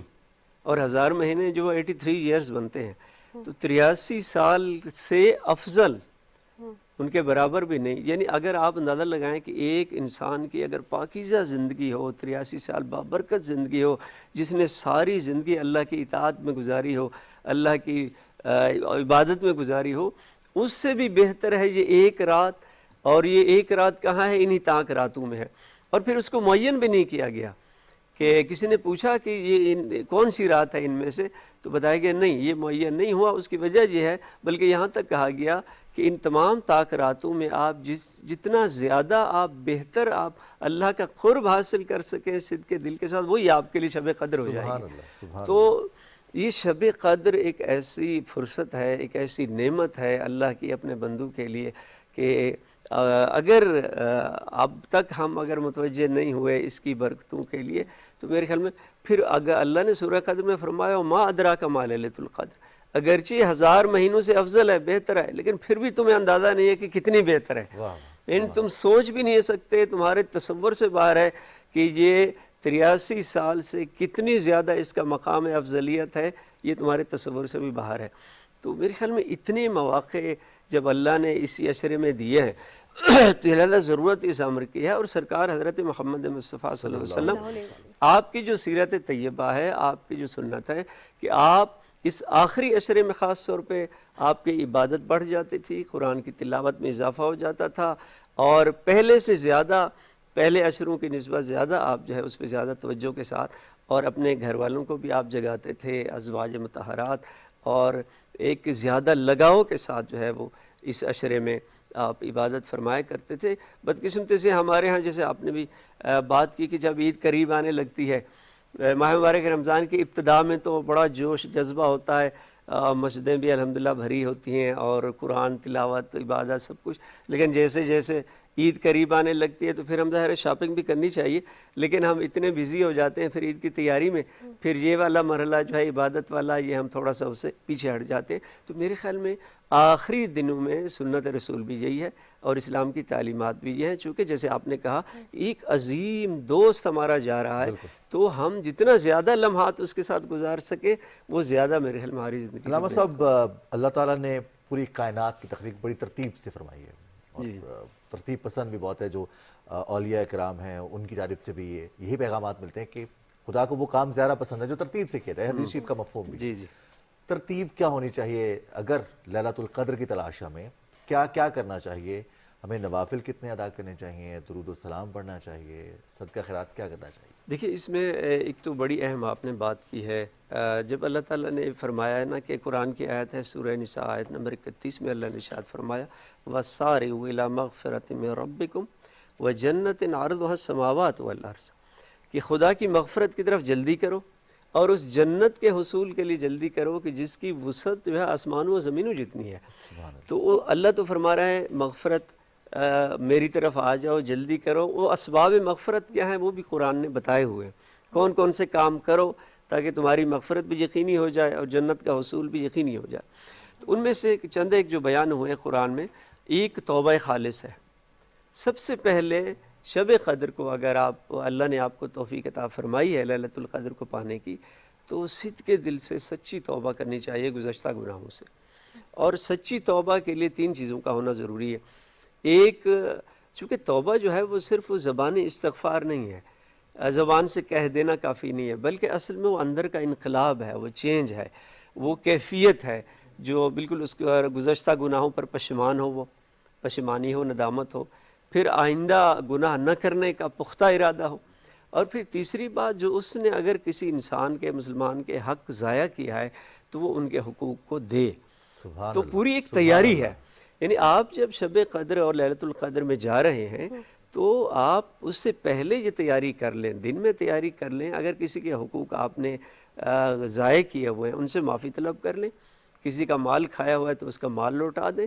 اور پھر رات میں آپ سب سے پہلے رات کے اس لمحے میں آپ سچی ندامت بھی ہو، پشیمانی بھی ہو اور آئندہ گناہ نہ کرنے کا ارادہ بھی ہو. اس کے بعد آپ آئیں نوافل کی طرف، نوافل پڑھیں، قرآن کی تلاوت کریں، اور پھر درود و سلام جو ہے وہ پھر آپ کی عبادت کو اور اوپر معراج پہ لے جاتا ہے. اور سرکار نے اس لیے ایک حدیث میں ارشاد فرمایا مولا علی علیہ الصلوۃ والسلام سے کہ یا علی آج الا ابشرک، آپ چاہتے ہو کہ آج آپ کو میں خوشخبری سناؤں؟ تو حضرت علی نے عرض کیا یا رسول اللہ میرے ماں باپ آپ پر قربان ہو جائیں، آپ نے ہمیشہ خیر کی خوشخبری سنائی، آپ فرمائیے۔ تو سرکار نے فرمایا کہ اب یہ بھی جبرائیل امین میرے اوپر وحی لے کر آئے ہیں، اور جبرائیل نے مجھے عجیب بات بتائی ہے۔ جبرائیل نے کہا کہ اگر آپ اپنی امت کو بتاؤ کہ اگر میری امت میں سے کوئی ایک فرد مجھ پر درود بھیجے اور میری اہل بیت پر درود بھیجے تو فتحت لہو ابواب السماء، حدیث کے جملے ہیں کہ اللہ فرماتا ہے میں اس کے لیے آسمان کے دروازے کھول دوں گا، اور فرشتے اس پر درود بھیجیں گے، اور اس کے گناہ ایسے جھڑ جائیں گے جیسے درخت کے پتے جھڑ جاتے ہیں۔ تو بات یہ ہے کہ ہم یہ سارے وہ مواقع ہیں جب بھی ہم عبادت کریں، ابتدا میں بھی درود ہو، آخر میں بھی درود ہو، تو دو درودوں کے درمیان جو عبادت آ جائے گی وہ خدا کی بارگاہ میں ضرور قبول ہو جائے گی۔ علامہ صاحب، جہاں ہم عبادت کے حوالے سے بات کر رہے ہیں، استغفار کے حوالے سے بات کر رہے ہیں، ایک بڑی خاص بات آپ نے بیچ میں یہ بھی مینشن کی کہ آئندہ وہ گناہ نہیں کرنا، اور جن کے ساتھ برائی کی ہے ان کو کمپنسیٹ بھی کرنا ہے، معافی بھی مانگنی ہے۔ لیکن اس کے ساتھ ساتھ ہم دیکھتے ہیں کہ استغفر اللہ کی بہت سی اور بھی برکات ہیں، اس سے رزق میں اضافہ ہو، مشکلات سے نکلنا ہے۔ اس پر میں آپ سے درخواست کروں گی کچھ روشنی ڈالیں کہ استغفر اللہ سے ہماری زندگی کس طرح بہتر ہو سکتی ہے اگر ہم خالص استغفار کریں، آپ دل نے سے توبہ بالکل کریں۔ درست کہا، یعنی واقعاً استغفار کرنے سے رزق میں بھی اضافہ ہوتا ہے، اگر کوئی پریشان ہے اس کی پریشانیاں دور ہوتی ہیں۔ قرآن کی آیات میں اللہ نے وعدہ کیا ہے کہ تم استغفار کر لو گناہ بھی بخش دوں گا، اور ظاہر اس کے اثرات ہیں، وہ ذکر جو زبان پہ آتا ہے، اگرچہ وہ انسان جو ہے وہ تھکا ہارا بھی ہو، جیسا بھی ہو، اور اس کا اس طرح سے آمادگی دل کی کیفیت کی نہ بھی ہو، لیکن جب وہ اللہ کا ذکر کر رہا ہے تو اس کی بھی اپنی برکات ہیں، اس کے اثرات ہیں، اس کی زندگی پر بھی اس کی برکات شامل ہو جائیں گی، آخرت میں بھی وہ بالآخر وہ اس استغفار کے نتیجے میں وہ خدا کی بارگاہ میں آ جائے گا، جھک جائے گا، گناہوں سے بھی بچ جائے گا، اور اس کو توفیق خداوندی نصیب ہو جائے گی، اور اس کی زندگی بھی بابرکت بن جائے گی۔ تو استغفار کے بہت سارے فائدے ہیں اس کے، اس دنیا میں بھی فائدے ہیں، آخرت میں بھی اس کی آخرت بھی سنور سکتی ہے۔ اور تمام عبادات کے بعد جب مانگنے کا وقت آتا ہے ہم رب تعالیٰ سے دعا مانگتے ہیں، جی جی، دعا مانگنے کا کیا ہمیں گڑ گڑا کر دعا کرنی چاہیے، ہمیں دل سے دعا کرنی چاہیے، کیسے دعا کریں، اس پر متفق ہونا کتنا ضروری ہے؟ کیونکہ مانگنے کا طریقہ تو خدا کو پسند ہے، اور وہ خدا اپنی مرضی سے قدرت رکھتا ہے، جس کو مرضی پسند فرما لے، بے نیاز ہے وہ۔ بالکل۔ تو علماء کا کیا اتفاق ہے، دعا کیسے؟ دیکھیے دعا جو ہے نا، پہلی بات تو یہ ہے کہ دعا ضروری نہیں ہے کہ دعا کرتے ہوئے آدمی بول بھی رہا ہو، اچھا، بلکہ اس کا دل بھی دعا مانگ رہا ہو، بے شک تو وہ زیادہ اللہ جو ہے اس کو سنتا ہے۔ ہاں، یعنی ہمیں دعا کے لیے وہ کیفیت بنانی چاہیے، دعا کے لیے آمادگی ہے، تیاری ہے، وضو کے ساتھ ہو، قبلہ رخ ہو، اور پھر پہلے کچھ نوافل پڑھ لے، قرآن کی تلاوت کر لے، پھر جو ہے درود و سلام کے ساتھ، خدا کی حمد و ثنا کے ساتھ، یعنی دعا شروع کرنے سے پہلے جو اللہ نے اس کو نعمتیں دی ہیں، اولاد جیسی نعمت ہے، مال دیا ہے، اس کو شعور دیا ہے، علم دیا ہے، ان نعمتوں کو ذہن میں لائے، اللہ کا شکر ادا کرے، پھر جو ہے وہ آگے دعا کی طرف بڑھے۔ نیت اس کی جتنا اس کا دل اس کے ساتھ ہوگا نا، اس کی زبان کے، وہ زیادہ دعا جو ہے خدا کی بارگاہ میں قبول ہوگی۔ تو بات یہ ہے کہ پھر دعا میں کیا مانگنا چاہیے؟ دعا سب سے پہلے تو دعا دوسروں کے لیے ہونی چاہیے۔ اچھا، جو اولیاء الہی کی جو سنت ہے، پیغمبر کریم اسلام نے جو فرمایا ہے کہ جب دعا آپ کریں، حضرت سیدہ فاطمہ الزہرا سلام اللہ علیہا سے یہ روایت نقل ہوئی ہے کہ حضرت امام حسن روایت کرتے ہیں کہ میں نے اپنی مادر گرامی کو دیکھا کہ دعا مانگتے ہوئے پہلے دوسروں کے لیے دعا کر رہی تھی، تو امام حسن نے پوچھا کہ آپ پہلے اپنے لیے دعا نہیں کی؟ تو انہوں نے فرمایا نہیں، پہلے دوسرے اور بعد میں اپنے لیے دعا کریں تو اللہ کی بارگاہ میں وہ دعا زیادہ قبول ہو جاتی ہے، جلدی قبول ہو جاتی ہے۔ ہمیں دوسروں کو دعاؤں میں یاد رکھنا چاہیے، سلیقہ یہ ہے دعا کا۔ پھر اپنے لیے دعا کریں، اپنی دنیا کے لیے بھی دعا کریں، آخرت کے لیے دعا کریں، اور درود و سلام ہو تو پھر وہ انشاءاللہ درود و سلام کے درمیان جو دعا آئے گی وہ پھر دعا رکے گی نہیں، وہ معراج تک جائے بے گی شک، بے اور شک، پھر وہ بے قبول بھی ہو جائے بے گی۔ شک۔ علامہ صاحب، جہاں آپ نے دوسروں کے لیے دعا کی فضیلت کے حوالے سے بات کی ہے، تو ایسے میں جو ہے ہوتا یہ ہے کہ ہم دل سے ان کی خیر مانگیں، اور یہ بہت زیادہ ضروری بھی ہے۔ ہم جب کسی سے سلام کرتے ہیں، یعنی کہ اس کا مطلب یہ ہے کہ آپ پر سلامتی ہو، اور دل میں پھر اس کے لیے برائی بھی رکھنا، اس کے لیے ہرڈلز بھی کریٹ کرنا، تو یہ ہمارا دوہرا ایٹیٹیوڈ منافقت کی جانب بڑھتا ہے، جس کا بہت سخت گناہ ہے۔ اب ایسے میں ایک آخر میں آپ سے جاننا چاہوں گی کوئی پیغام تمام مسلمانوں کے لیے، اور خاص طور پہ آج کے دن کی مناسبت سے، اس ماہ مبارک کی مناسبت سے کیا پیغام دینا دیکھیے، چاہیں میں گے؟ ایک تو آج ہم یہ جمعۃ الوداع جس حالت میں امت مسلمہ منا رہی ہے، اس وقت غزہ کے اندر، فلسطین کے اندر ہمارے مسلمان بھائی، فلسطینی بھائی انتہائی ظلم کا شکار ہیں، اور یہ جمعۃ الوداع یوم القدس کے عنوان سے بھی منایا جا رہا ہے، جیسے وزیر اعظم صاحب نے بھی پیغام دیا۔ تو میں پیغام یہ دینا چاہوں گا کہ ایک تو ان مظلوم بھائیوں کے لیے دعا کی جائے خصوصی طور پر، کہ اللہ تعالیٰ ان مظلوموں کی نصرت کرے، مدد کرے، اور ان ظالموں کا خاتمہ کرے اس جہان سے۔ اور دوسرا یہ کہ ہمیں ان کے ساتھ اظہار یکجہتی کے لیے جو مختلف ریلیاں ہو رہی ہیں، جو احتجاجی جلوس ہو رہے ہیں، اس میں باقاعدہ جانا چاہیے تمام بچوں کو، بوڑھوں کو، جوانوں کو، اور ہم بتائیں کہ ہم ہر مظلوم کے ساتھ کھڑے ہیں۔ اسلام کا یہی پیغام ہے، ہم مظلوم کے ساتھ کھڑے ہیں، مظلوم کے ساتھی ہیں، اور انشاءاللہ ہم جو ہے فلسطینی بھائیوں کو کبھی ان کو اکیلا نہیں چھوڑیں گے انشاءاللہ۔ علامہ اصغر عسکری صاحب، بہت شکریہ اپنے وقت دیا، اور بڑی اہم گفتگو، بڑی زبردست گفتگو، اور خاص طور پر رمضان المبارک کے آخری عشرے کے حوالے سے اس کی رحمتیں، برکتیں ہم کیسے سمیٹ سکتے ہیں، اور خدا جو ہمیں عطا کر رہا ہے ہم اس کی عطا سے کیسے استفادہ کر سکتے ہیں، کیسے فائدہ اٹھا سکتے ہیں، زیادہ سے زیادہ فائدہ کیسے اٹھا سکتے ہیں۔ اس کے ساتھ ہی ہمارے آج کے پروگرام کا وقت ختم ہوا چاہتا ہے۔ اپنی میزبان ماہنور قریشی اور رضوان علی کو اجازت دیجیے، آپ سے ملاقات ہوگی، اپنا بہت سارا خیال رکھیے گا۔ اللہ حافظ۔